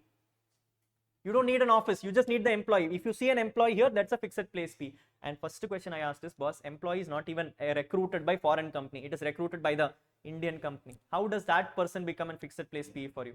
Yes, Supreme Court went complete overboard on this. They said you don't need a place, you don't need legal ownership, you don't need any title, you just need a person working for you. As long as you have a person working for you, that person is your P in India. That person is your P in. People, imagine the kind of complications which is going to happen. This court decision has now not just come to India, it has gone to the world. And the world is now coming and saying they want to not do any more business with India, because obviously, people, if you want to do business with India, you will find at least one person to help you in India. You can magically send goods from there. You need at least one person to have eyes here. And if you're going to have one person having eyes here, income tax is going to say that eyes is your P. If that eyes is going to become your P, your every income is going to become taxable in India. Why would you like to do business in them? Yes or no? You might as well stay in that country, because maybe in your country the rate is only 15 or 9%. Here you're paying 35% on this. Makes absolutely no sense. One of the beautiful case law which came in for Hayat people, one of the most controversial judgments going on right now in the market. It's still waiting for an overturning decision, because I think they've been referred to higher bench. They've referred it to a higher bench to come and say, boss, this is not how you can treat India.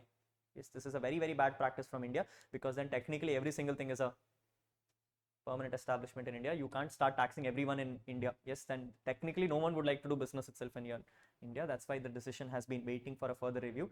But my gut feeling, this is a Supreme Court decision, should come for your exam. It's not yet notified. When it comes, I'll let you guys know. Clear? Yes. What is the rules? Yes.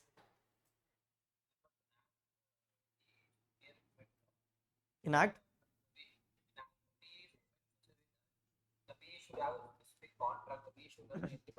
No, that's the funny thing. No, the problem in Act is Income Tax Act does not define PE itself. Income Tax Act defines business connection, right? And the funny thing about business connection is business connection does not have a means definition. Business connection has an inclusive definition, which is what we're using right now. That's what I told about. See, DTAA also does not say anything. DTAA says permanent established means a person having a fixed place of business. That's all. And now courts are deciding what is a fixed place of business. That's for an agency PE. So we have multiple layers.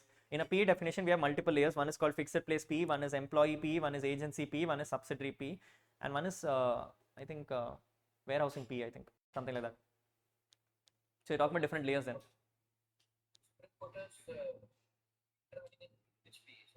Sorry? The Supreme Court is coming and saying you forget the agency P, you forget the time P, you forget the subsidiary P. You focus on a fixed place P, because that is what is achieving the conditions of. Supreme Court's way of coming and saying is when it comes to fixed place PE, I don't need to have a single day of, I don't need to have a regular permanence. It's enough if you have it for one day also, that's good enough for me. Yes, yes, very good. People, so first thing is when it comes to old tax regime, when it comes to domestic rules, the rules are if your turnover is less than or equal to 400 crores for previous year, 23, 24, rates become 25, otherwise rates becomes 30%. If you've understood this, people, I have a small question for you. Question is, imagine I am now planning to create a domestic company. I'm now planning to create a domestic company. The domestic company has been incorporated. Yes. So my case is that I have a domestic company which is incorporated on, give me a date. See, 1st April something here. Let's say, आज का date है 1st October. Yes. Imagine I'm incorporating a company on 1st October 2024. Imagine I'm a company incorporating on 1st October 2024, which means I came into existence from PY.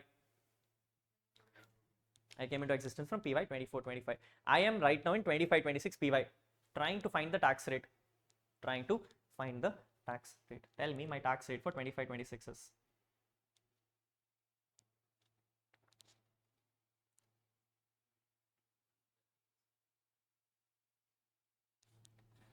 Tell me, what is my tax rates? Why?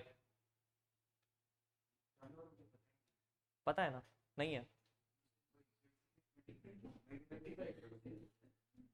I know my turnover is nothing here because I was not incorporated in 23-24, so my turnover is nothing. 25, 30. ரெண்டு option தான் இருக்கு. Why?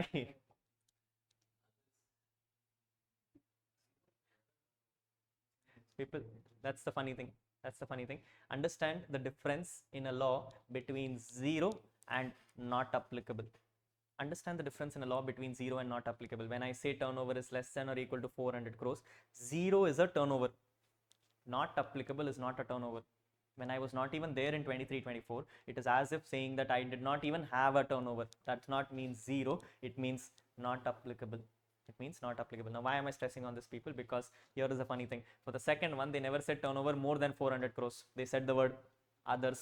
The moment they use the word others, others means that when your turnover is not there, it is others. When your turnover is not there, it means others. And when you say others, it means the rate becomes 30%. It means the rate becomes 30%. Now, this is not what Rahul says. This is what ICI says. This is what ICI says. ICI in the past MCQ questions have given this scenario where the company not even being incorporated in that year has been assumed to be 30%. Has been assumed to be 30%. Although if you come and ask me, practically no one is going to agree. Practically everyone is going to say 25 because it logically makes no sense. If you think about this, people, imagine an example where I'm incorporated on 1st October 24. In 23-24, my rate is 30. Because for 23-24, there is no turnover, rate becomes 30. 24-25, I was there in the middle of the year. For this year, my in turnover, assuming is 300 crores, which means for next assessment year, the rate will become 25. Rate will become 25. Imagine this example, people, where a company which is incorporated, first year pays 30%, next year pays 25%. Does that even make sense? The whole reason of introducing this amendment was to give more opportunities to startup, which means they wanted to tax lower for startup. You tax at 30, then you bring back to 25, makes no sense.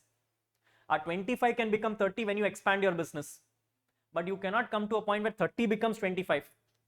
Yes or no? Yes. So practically no one agrees to the fact that this should be 30%. Practically everyone says the answer is 25%. But yeah, legally reading the law, strict interpretation of the law, when you use the word others, others literally means everything which is not there.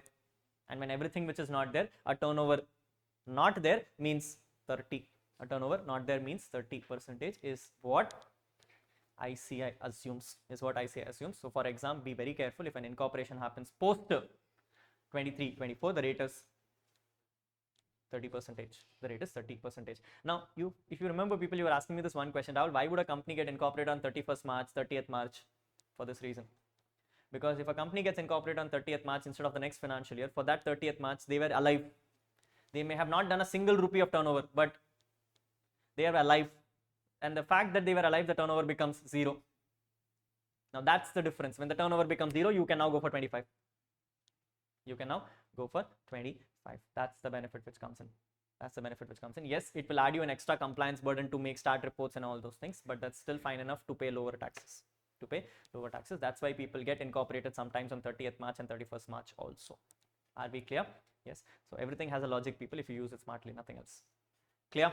Yes. So what is the tax rates for an old regime people? Domestic and foreign company, this is what the rates are. But we are now moving on to the more critical one, which is called as special tax regime. Special tax regime. As much as we spent time on the individual rules where we understood the special tax regime called as default tax regime, in companies we introduced two small sections called as 115 BAA and 115 BAB. Very good. We introduced two sections which is called as 115 BAA and 115 BAB. Does anyone know when was this introduced? It helps. It helps knowing number. Take a wild guess. 20? Nope. That's DTR. 20? Very good. It was 2019. It was 2019. 2019, these new regimes were introduced by an ordinance. For the first time, such a major change and a huge change was made by way of ordinance, not even by an act. Not even by an act. 2019 was the year of elections. In the election year, people came in the biggest issue of 25 and 37. When the income tax was being introduced, they introduced 25 and 37, and so the whole market crashed. People came and said, why should I pay so much of a higher tax rate? I don't care. I will stop investing. And the market went for a crisis. That's when Nirmala ma'am woke up. And in 2019, if I remember this properly, it was 22nd August. It was 22nd August or 22nd October, one of those 2 days. Yes, 22nd August or 22nd October 2019 was an ordinance passed, and in that ordinance for the first time they introduced something called new regimes for companies, introduced by 115 BAA and 115 BAB. Do you know what the facts are? 115 BAA applies to domestic,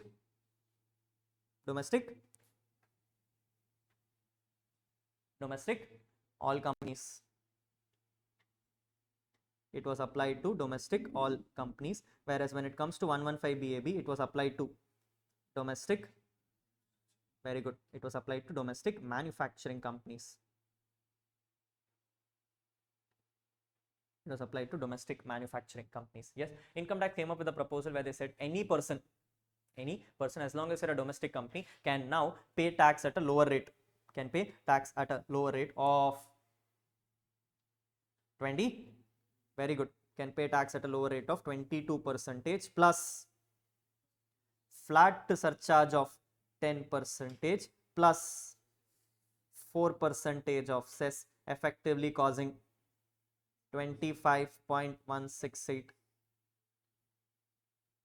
Effectively causing 25.168. Yes. So what was the rate introduced, people? I introduced it as 25.168. Now I want you to understand this carefully. When it comes to normal rules, a surcharge is only applied when you're a rich person, which means if your turnover crosses a limit, if your total income crosses a limit. But here is new regime where income tax says, I don't care about your income. Whether you are earning the most basic of the number or you're earning the most significant of the number. There is a flat surcharge of 10% which is going to apply to you, which means every single company opting for new regimes are going to pay tax at 10% surcharge, whether or not you have a turnover. Are we making sense? Yes. So I don't care what your turnover is, people. It's a flat rate of 10%. Are we clear? Yes. On the contrary, when it came to 115 BAB, the rates became very good. The rates became 15% plus 10% surcharge plus 4% cess, effectively becoming 17.16. So these were the new rules which were introduced, people, where income tax said, if you feel like you want to go, you can either go for the 25 or 30, or if you want to switch over, you can switch over to 25.168 or 17.16, depending on where are you. Are we clear? Yes. There is only one problem which happened. Problem is the 17.16 people looks way too attractive. Yes or no? And I would not like to give these kind of benefits to people like Ambani, who has been there for 60 years in the market.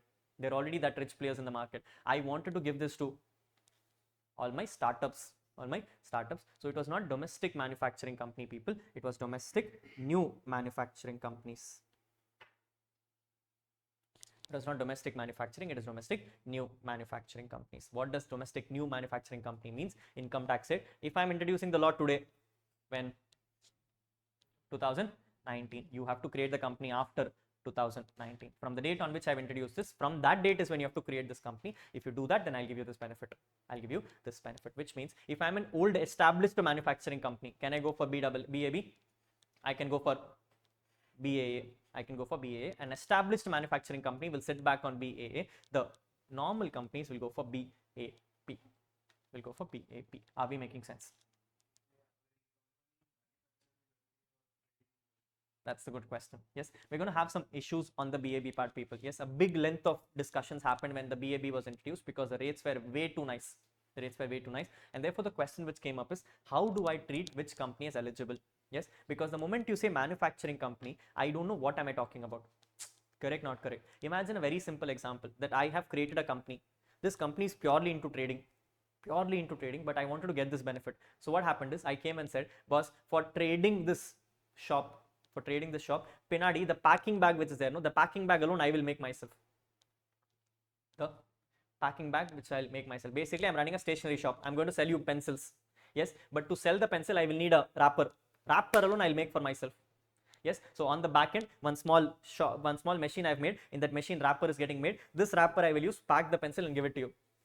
Pack the pencil and give it to you. Tell me, am I eligible for the higher new rates?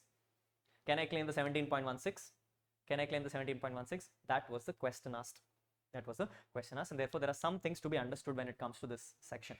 Before I take you forward, any doubts on this part? Yes, we're going to read the section, people, and we're going to understand a few issues here and there. Yes, yes, very good. Let's read it from your concept guide. Along with me, people, I'm going to mark a few things here and there, so please take it out.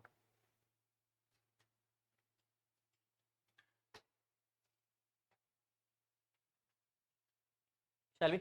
Yes. Good. Let's read it together. It says, when it comes to companies, there is a rate of 115 BAA which is introduced for domestic companies. The eligibility of these companies will apply for all domestic companies, whether manufacturing or otherwise. Whether manufacturing or otherwise. I don't care what kind of company you are. As long as you are a domestic company, you can claim this benefit. You can claim this benefit. What is the benefit given to you? You will tax it at the rate of 22% plus 10% plus 4%, a flat rate of 25.168, a flat rate of 25.168. This is what will be eligible to you. This is what will be eligible to you. Look at point number 2, people. Point number 2 says, companies opting for this regime shall not be liable for MAT computation. The moment I introduced this new benefits, I came and gave you one rule where I said, you know what, I am not going to make you taxable for MAT, which is why, if you remember the step we prepared, people, we wrote it as 9, 10 and 11, where in 9 we said old versus MAT, whichever is higher, compared with new, whichever is lower. We never compared MAT with new. Why? Because it was never there itself. It was never there itself. So understand this carefully. When I say old versus MAT, whichever is higher, that number is being compared with the new, whichever is lower. Yes, I am not using MAT as a defense point for new regimes. MAT is not even there. MAT is not even there. Are we clear? Yes, when we do the sums on that, you will understand this better. I'll give you a whole template understanding. Right now, when you go to new regime, you will only tax at a flat rate of 25.168 without MAT rules. Without MAT rules. Are we clear? Yes, good. Next lines, people says, if you want to claim this new regime, obviously, people, if companies are going to be taxed at a lower rate, Nirmala ma'am will want negotiation. Nirmala ma'am will want negotiation. If she is going to reduce the tax rate, she will ask for a higher income. She will give you lower tax rate only when the income can go higher. Yes, so income tax came up and said, if I am going to go for this new regime, I will not permit certain benefits to you. I will not permit certain benefits to you. On the top of your head, if you can think of it, what benefits have I denied? We will discuss anyway. Chapter 6A deductions are fully denied to you except for 3. 80 JJAA, 80 LA IFSC center, 80 LA IFSC center. One more.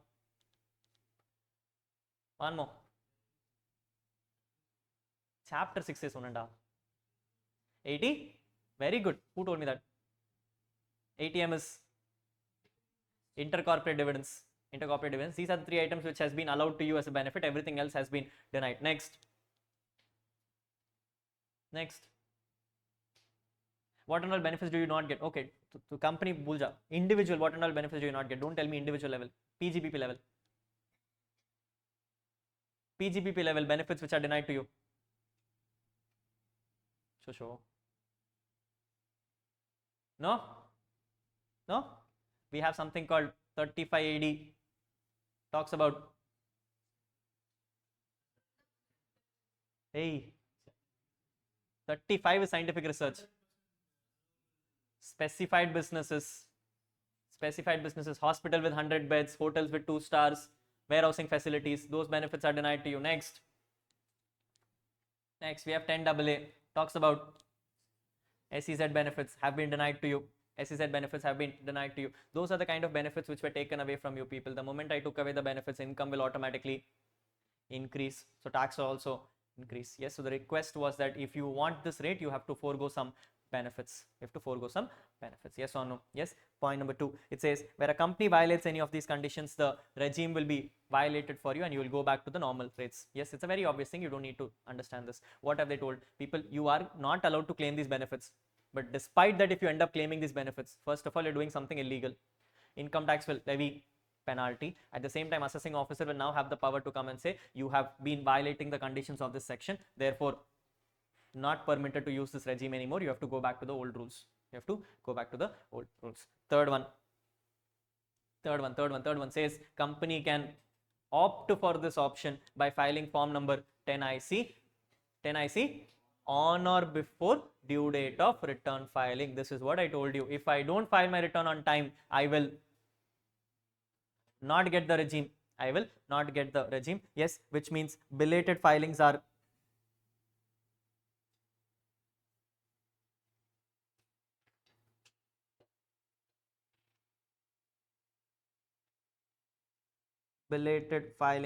not allowed. Yes, be very careful on this, people. So if you get a question in exam which says return has been filed late, it means old rules. You can't go to new rules. However, when it comes to 115BAA, people, the rule is that if you choose to go for this regime, you have to stick to this forever. Unlike DTR, where if you are not a business guy, you can choose to do it every year. Companies have a mandate that if you file this form and you choose the new regime, then you will forever continue in this regime. You don't have an option to move out. You will never be able to given that permission to you. Are we making sense? Yes. So for BAA people, only 2 things to be kept in mind. Tax rate is 25.168. I have to file a form on or before due dates. If you do that much, you will get the section off. Now, what are the benefits which are denied to you people is there in this chapter, but we will not discuss.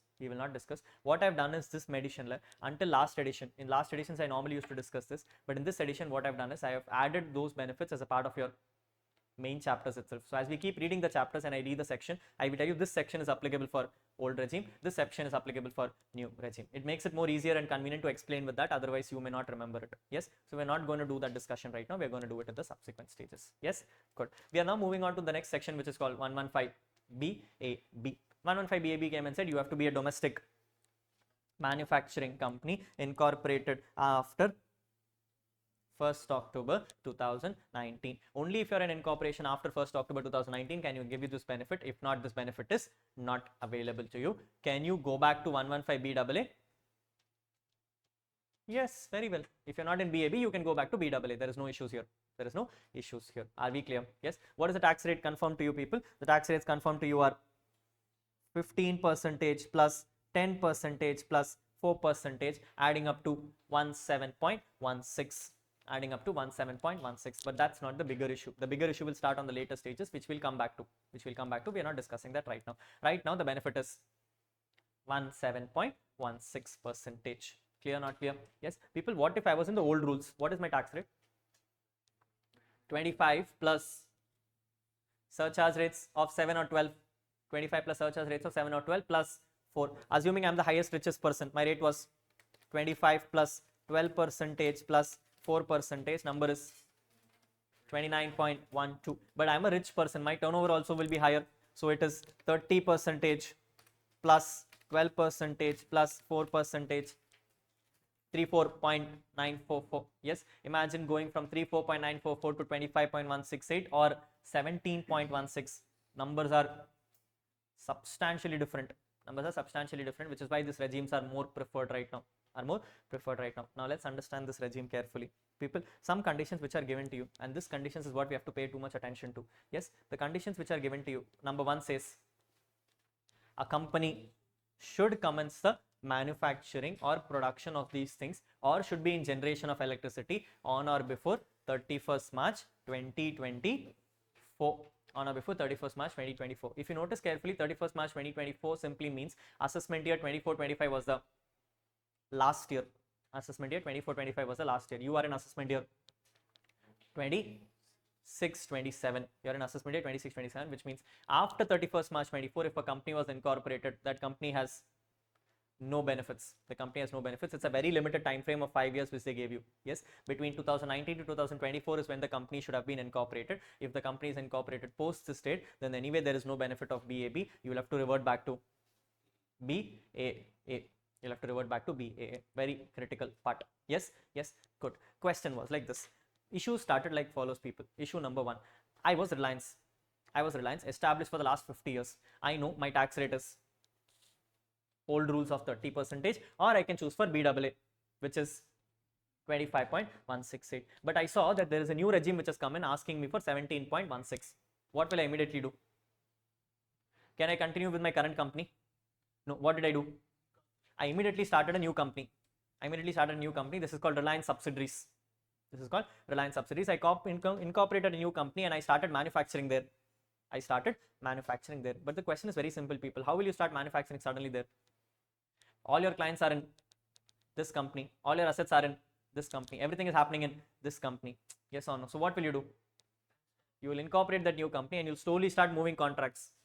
You slowly started moving your contracts. You slowly started moving your assets. Slowly what happened? This company became a dummy company and the new company became your primary company, where you wanted to now claim a tax rate of 17.16. You wanted to claim a tax rate of 17.16. Tell me, people, tax planning, tax avoidance. Tax planning, tax avoidance. Tax planning. Tax planning means you're doing the right thing in the right way. Tax avoidance is you're doing the wrong thing in the right way. Tell me, people, tax planning, tax avoidance.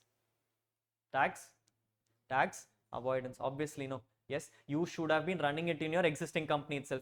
Nothing has changed between old company to new company except for the legal entity. Should I be permitting this to you?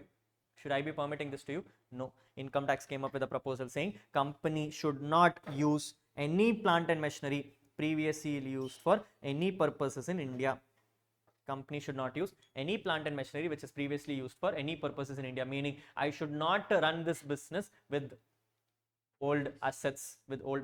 All things should be new. Is what the request came up. Are we clear? Yes. However, people, I cannot always request that everything will be new. Sometimes I would like to use second hand machinery also. So some levy has to be given to you. Therefore, they permitted 20%. They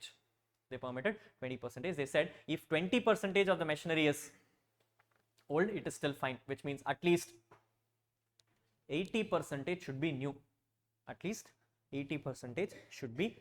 Are we clear? Doesn't matter. Then you have not owned anything, no? As long as you have owned something is where the problem is. I should not use any plant and machinery I am the owner for. If I am the owner for it, 80% of it should be new, 20% can be old, is what the request came in. Any doubts on this part? They can, definitely, no problems. Very well permitted, no issues on that. Yes, any doubts on this part? Yes. Now I wanted to understand this carefully, people. There is a box which I have put called use. Now this rule is not just there in BAB. This rule is also there in 10AA. 10AA is SEZ. If you think about this carefully, people, I have an existing taxable business and I have an SEZ business. SEZ business is getting exemptions. Taxable business is not getting exemption. What will be my intention? I will slowly start moving my existing business to my SEZ business. Yes or no? Yes. To avoid that, that section also has the same rules, which says you should not use any old machinery. There is only one problem. There is only one problem. 10AA says a company should not be formed by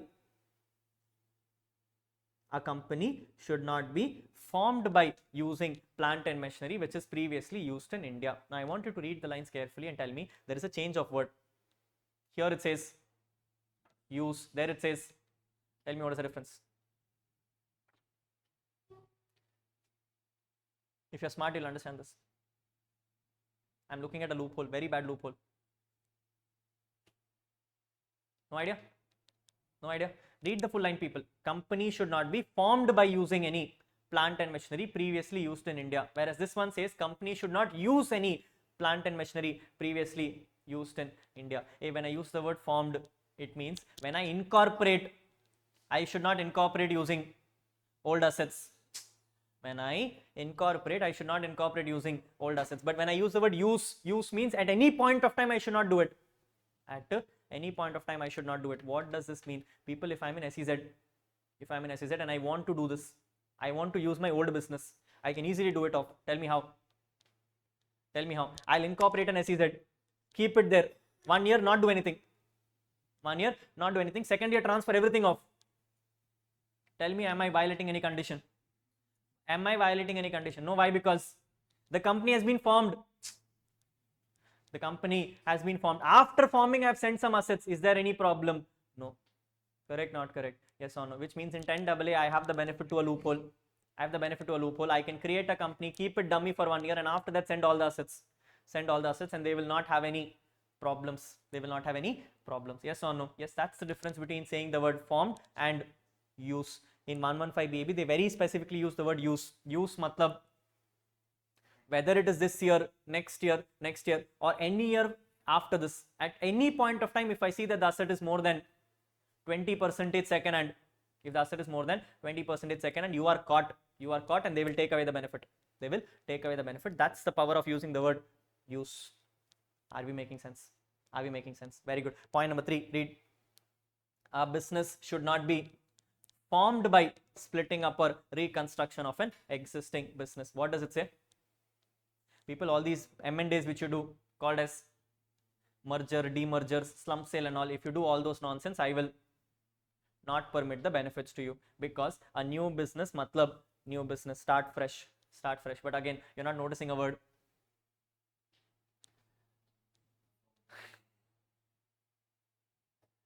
Here they left it out. It says business should not be formed by an existing business, meaning as long as the business is there, and in the subsequent year, if I go ahead and make the transfer, will I violate any conditions? No, which means I still have a defense. I can run a company, and in that company for 1 year or 1.5 years, if I run this company, next year I go and say, here is my slump sale. And if I give it away, my benefit is available as long as I can ensure 20% is not broken. That's the benefit which you have in a loophole model. Are we clear? Yes, very good. Next, company should not be using any buildings which has been used as a hotel or convention as per section 80 ID. People, section 80 ID is something like SEZ. In chapter 6A, we have something called heading C, and heading C talks about income based deductions. One of the income based deductions was 80 ID, where they used to come and say that in the past, very long back, not right now, very, very long back, if you had created a hotel or convention, that time whatever buildings you have used for it will be allowed as full deductions. Yes, similarly, we had a lot of things called infrastructure, called northeastern state companies. All these things were eligible for a deduction under heading C. All those have been deleted off right now. None of those are there for your syllabus, but nevertheless, if you have used any of such old buildings, then it is not permitted as a violation of condition. It will be taken as a violation of a condition. Are we clear? Yes, good. Next one. Company should not be engaged in business other than manufacture or production. So my question, people, where I run a stationery shop and Pinadi I'm making packing materials, am I satisfying the conditions?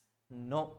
Income tax will very clearly come and say that if you're doing anything other than a manufacturing business, I will treat it as a violation. Are we clear? Yes, but here is the question. Understand this carefully. If I'm running a factory, my job is to manufacture. But people, can I manufacture and keep it in my factory? I definitely have to sell it also. Which means if I am running a manufacturing business, it is obviously that I will be doing trading also. It is obvious that I'll be doing trading also. Is that a violation of a condition? Is that a violation of a condition? No, because now trading is not my primary business. That is a incidental activity. That is an incidental activity, which is why that will be permitted. That will be permitted, which means anything relating to the manufacturing done is allowed. But if it's completely unrelated, then it is violations. Yes. So what does the line say? A business should not be engaged in any business other than manufacture or production of article, distribution. Further, the following business will not be allowed as manufacturing. People, every item which you see here is a case law. Of the past, where what has happened is issues have gone out to the courts during additional depreciation stages, and a discussion has happened is whether my business is a manufacturing business to claim additional depreciation or not. I'm going to give you some examples. People, tell me whether it is manufacturing or not. Yes, case number 1. I am in the business of taking this big marble. You know what is big marble? Yes, the big marble slabs I make. Yes, I have a big marble slab, and my job is only to do one thing. I will take the marble, cut it in pieces. I will take the marble, cut it in pieces, and I will sell it off. My business is to cut the marble into smaller pieces and sell it off. Tell me, am I doing manufacturing?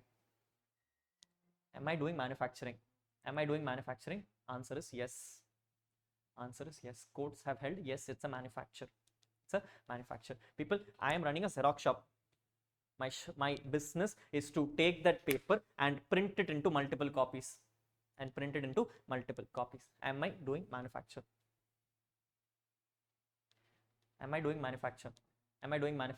Answer is yes. This is what courts have said. Yes, here is where the whole question comes as to what do you mean by manufacturing? Income tax and courts have come and confirmed saying manufacture according to me means that when you take some raw materials and you make a product which is different from the original raw material, that is called as manufacture, which means the outcome of the product should be a new product.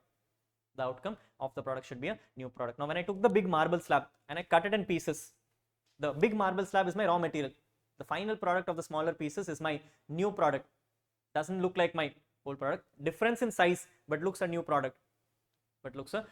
I did not even want to use the bigger block. I always wanted the smaller block only, which means in my eyes that's the requirement. And therefore that is a manufacturing. When you take a paper, a blank paper in your hand has nothing of value, but a blank paper having print on it right now is now a new product. You would have never bought the blank paper. You are only trying to buy the printed paper, which means you are now getting a new product in your hand. That is a manufacture. Yes or no? Yes, worst is not this. I am in coal mining business. My business is to KGF, go to a mine, take off rocks and take it outside. That is what I'm doing, people. I will simply go into a mine and I will hit the walls and I will take some coal outside. Tell me, am I doing manufacture? Answer is yes. Courts confirmed saying that when it comes to mining, in mining what you have is a whole mine. What you're getting outside in your hand is a different raw material, which means the final product is coal as against the mine. Therefore, you have now achieved a new raw material and therefore it is a manufacture. Now, if you think about this carefully, after all these court decisions, if these idiots go to income tax department and say, sir, 115 BAB, I want 17%. Will you grant it to them? No, which is where income tax came up with specific clarification saying, even though courts in the past have held that these items are manufacturing, I will not permit it for this section. Items like development of computer software. People making a new computer software. If you think about it, ITC and all, TCS and all, are they into manufacturing? Not into manufacturing. They have confirmed saying they are into manufacturing. TCS and all were confirmed to be a manufacturing entity because engineers are sitting and making a new code. The moment they're making a new code, it's now become a product. What you had in your hand is nothing, converted into a new code, which means that itself is a new product, and therefore it was confirmed to be a manufacturing business. It's funny to say that, people, but TCS and all is eligible for 10AA SEZ benefits. SEZ also comes and says you should not be an SEZ, you should be an SEZ doing manufacture. And TCS and all came and confirmed saying that if I'm going to Sri Perambuttur and all where there is SEZ locations, I can claim full deduction, because it was confirmed by courts that developing a software is also a manufacture, not for 115 BAB. I will not give it here. I will not give it here. Point number 2. Mining industry has been confirmed as manufacture in the past, not for this section. Point number 3. Conversion of marble blocks into slabs. Take the whole marble block, make it into smaller pieces is a manufacture apparently. Point number 4. What are you doing? Your job is LPG. You have that red color cylinder. You put gas into that cylinder. That apparently is a manufacture. What is the manufacture? Here is my question. Yes or no? Yes. Courts had confirmed saying this is a manufacture for some reason. Next. See how funny this is. Printing of books were apparently treated as manufacture because your job is to print something fresh.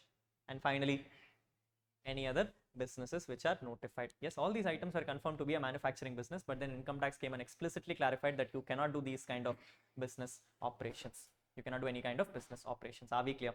Yes, very good. Next, company should not claim any benefits, which is what we discussed in BAA also. Yes, next. Where a company violates any conditions of BAB, like I said in BAA also, you will not be eligible to go for BAB. My question is very simple. Imagine I have been doing any of these things and I've been claiming BAB. Assessing officer found out. He said, boss, you're not eligible for BAB anymore. Not eligible for BAB anymore. Can I go back to BAA? Can I go back to BAA? Or will BAA also be denied and I'll directly move to normal? You get my question? You get my question? Understand this carefully, people. I have made a violation in manufacturing operations, which was never even there in BAA. So manufacturing operations, I made an error, because of which officer said cannot claim BAB. I said okay, no problem. At least give me BAA. He says no, I can't give you BAA also. You have to go back to normal. Tell me, is he right? Definitely not. People, BAA was a general condition. Could have been taken by anyone. Had I not gone for BAB also, I was still eligible for BAA, which means he should give me the benefit of BAA for the least. Which means I can go and tell him, even if you are violating BAB, I can still move to BAA. Are we clear? Yes. Next. Padho kya likha hai? Where a amalgamation takes place and subsequently the amalgamated company can claim the benefit of BAB only if the above conditions are satisfied. People, imagine I have now created a Reliance subsidiary, legal Reliance subsidiary, claiming 17.16. Will I continue this company forever? Maybe. There may be possibility that in the future I may get a good offer and I may decide to merge this company with another company. At that stage, will my benefit get rejected for me? Answer is no, provided the other company is also into the same model. Yes. Now the problem starts here. People, imagine Reliance Industries incorporated in 2019, ran till 2024. Yes, was there in the business, which means 17.16 benefit eligible to me. Another manufacturing company was created in 2026. Can it claim BAB? No. Now people, imagine if this company gets amalgamated to that company. Can the new company now claim 17.16? That's where the problem starts, because the new company was never eligible for BAB. This company will also lose its benefit. However, if I do reverse merger, what is reverse merger? That company will get amalgamated to my company. Now which is alive? My company is alive. Can I claim my benefits now? Yes, as long as you can prove the 20% condition. If the 20% condition gets denied, then I will lose my benefits. If not, then I can continue with my benefits. Are we clear? Yes. Last few people. What does it say? If AO is of the opinion that owing to its close connection with any person, I have a close connection, associated enterprise, then the company has derived more than ordinary profits from the business transacted with the other person, the AO will compute the profit in excess at the rate of 30%. People, now the problem what happened is, I told you, Reliance Holding, Reliance subsidiary. Now Reliance Holding was not able to send anything to Reliance subsidiary because it would have become a violation.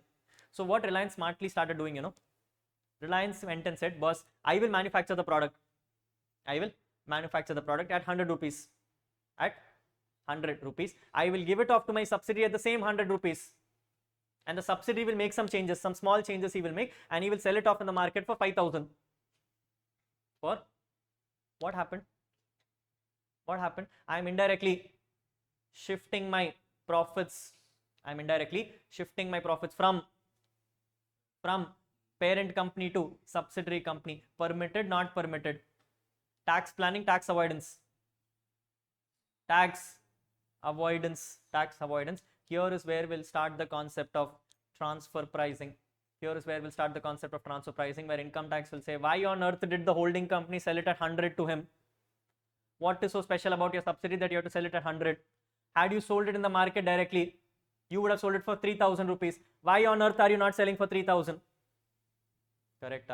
Income tax will say then whatever unreasonable profit he made from the 100 to 3,000 will now be not treated as a genuine income, and on that ingenuine income I will tax at the rate of 30%. I will tax at the rate of 30%. In simple words, people, income tax has said if any transfer pricing adjustment takes place, the transfer pricing adjustment will not be liable for 15%. It will hit 17%. It will hit 30%. It will hit 30% as the answer. Are we clear? Yes. So now in this section there is not one rate, there is actually two rates. Rate number one is 15% and rate number two is 30%. 30 when I have not done genuine profit. My profit has come from transfer pricing adjustments. Are we making sense? Very good. Last line.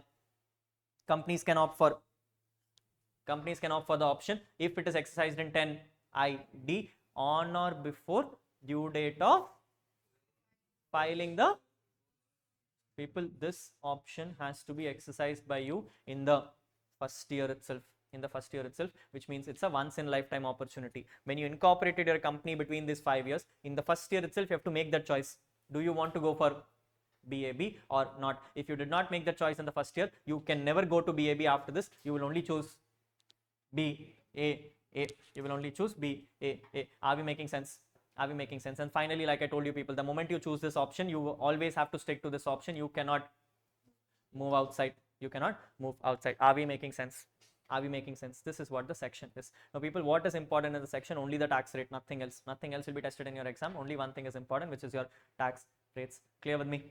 Yes. I have a few questions. One question I'll ask you and then I'm closing for the day. Question number one. If you notice, point number B says company should not use any plant and machinery previously used in India. Yes sir. Question is as follows. People, what has happened is I had a parent company, Reliance Holdings. I now created a new company, Reliance Subsidiaries. Now Reliance Subsidiaries took over assets from parents. Assets were as follows. I brought furniture from the parent. I took over his building and I took over his plant and machinery. What and all did I take over? Furniture, building, plant and machinery. Situation was like this. My plant and machinery which I took over from him, was about 100 crores. The building which I took over from him was about 5,000 crores. The furniture which I took over from him was about 400 crores.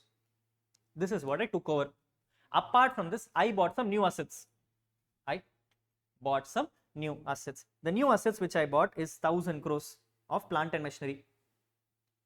This is what I bought. This is my facts of the case. My facts of the case is in the old business I bought.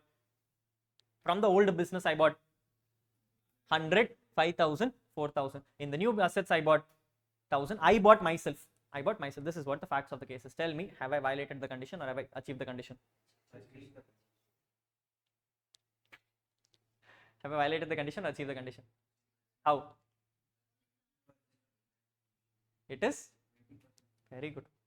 It is 20% of plant and machinery. Read the lines very carefully, people. It says you should not use old plant and machinery, which means even if I use an old building, it doesn't matter. Even if I use an old furniture, it doesn't matter. Problem is only with plant and machinery. If the machinery can be done properly, then it is fine.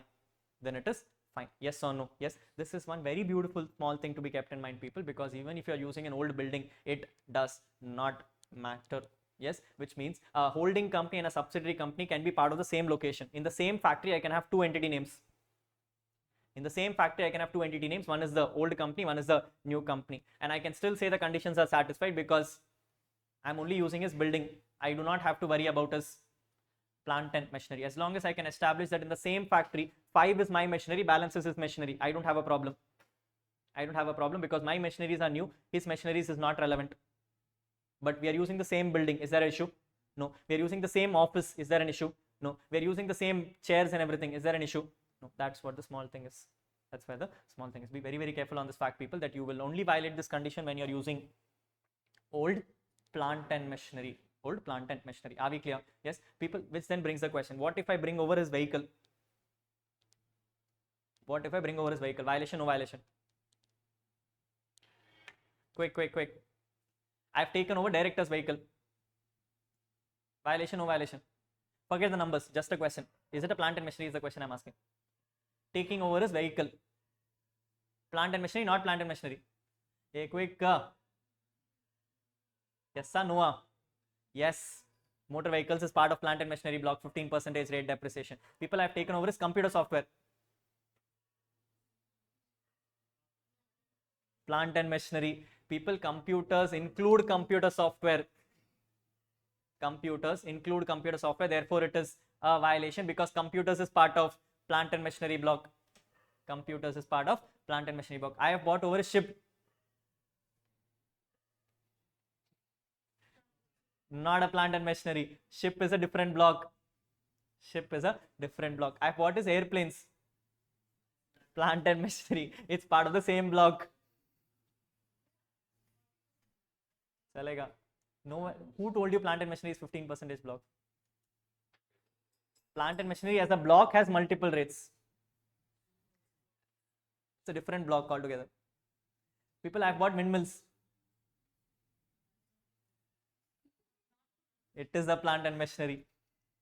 It is a plant and machinery. People have taken over his patents. Not a plant and machinery. This is an intangible asset, a separate item altogether. A separate item altogether. Yes or no? Yes. So you need to understand what does a P&M block means, like, which we will discuss in. Let's do that. Clear? Yes. Good. Tomorrow's class we'll be doing sums relating to this, people. Let's see if you're understanding the sums model of. Yes. But tomorrow we'll be done with what is the tax rates, and then we'll be moving on to the more technical parts of PGBP. We'll be moving to the more technical parts of PGBP. People, before I do that, I had a small thing. Now that the due date is extended, what I was thinking is an additional activity. I don't know if you're interested about it. What I was thinking is we'll probably take over one financial statements. Anyone's. Yes, I don't know. I don't want to take a public company because it'll be Ind AS. Yes, Ind AS is a little too rocket science for you people and me right now. I know Ind AS, but if I explain, it'll become a big challenge. Yes. So what I was thinking is if any one of you has some private company, a good private company with a good turnover or something like that, manufacturing, if you can hand it over to me in the next class, what we can do is together we can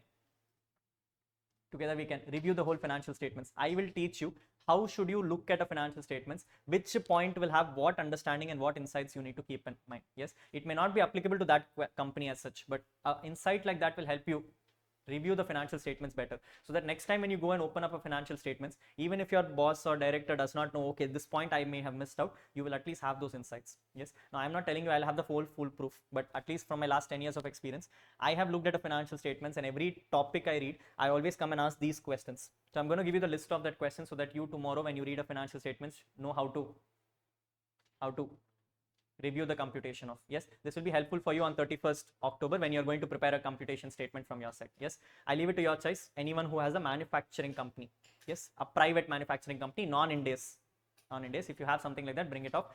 Don't tell me, Rahul, it's confidential and all. Everything is available on MCA. Yes, I just don't want to pay that money, nothing else. Yes, so if you have it from your side, if someone comes and asks, just tell them, हाँ हम लोग ने MCA से download किया था. Yes, so please do that, people. Just give me one financial statements. If you can WhatsApp it to me right away itself, I can share it across with everyone on the group so that you can go to your offices and print it out. Yes, please bring it up for me in the next class. We'll do it on the day after tomorrow. So if you can prepare it by then, it will be helpful for me. Yes. Thank you, people. Have a good day.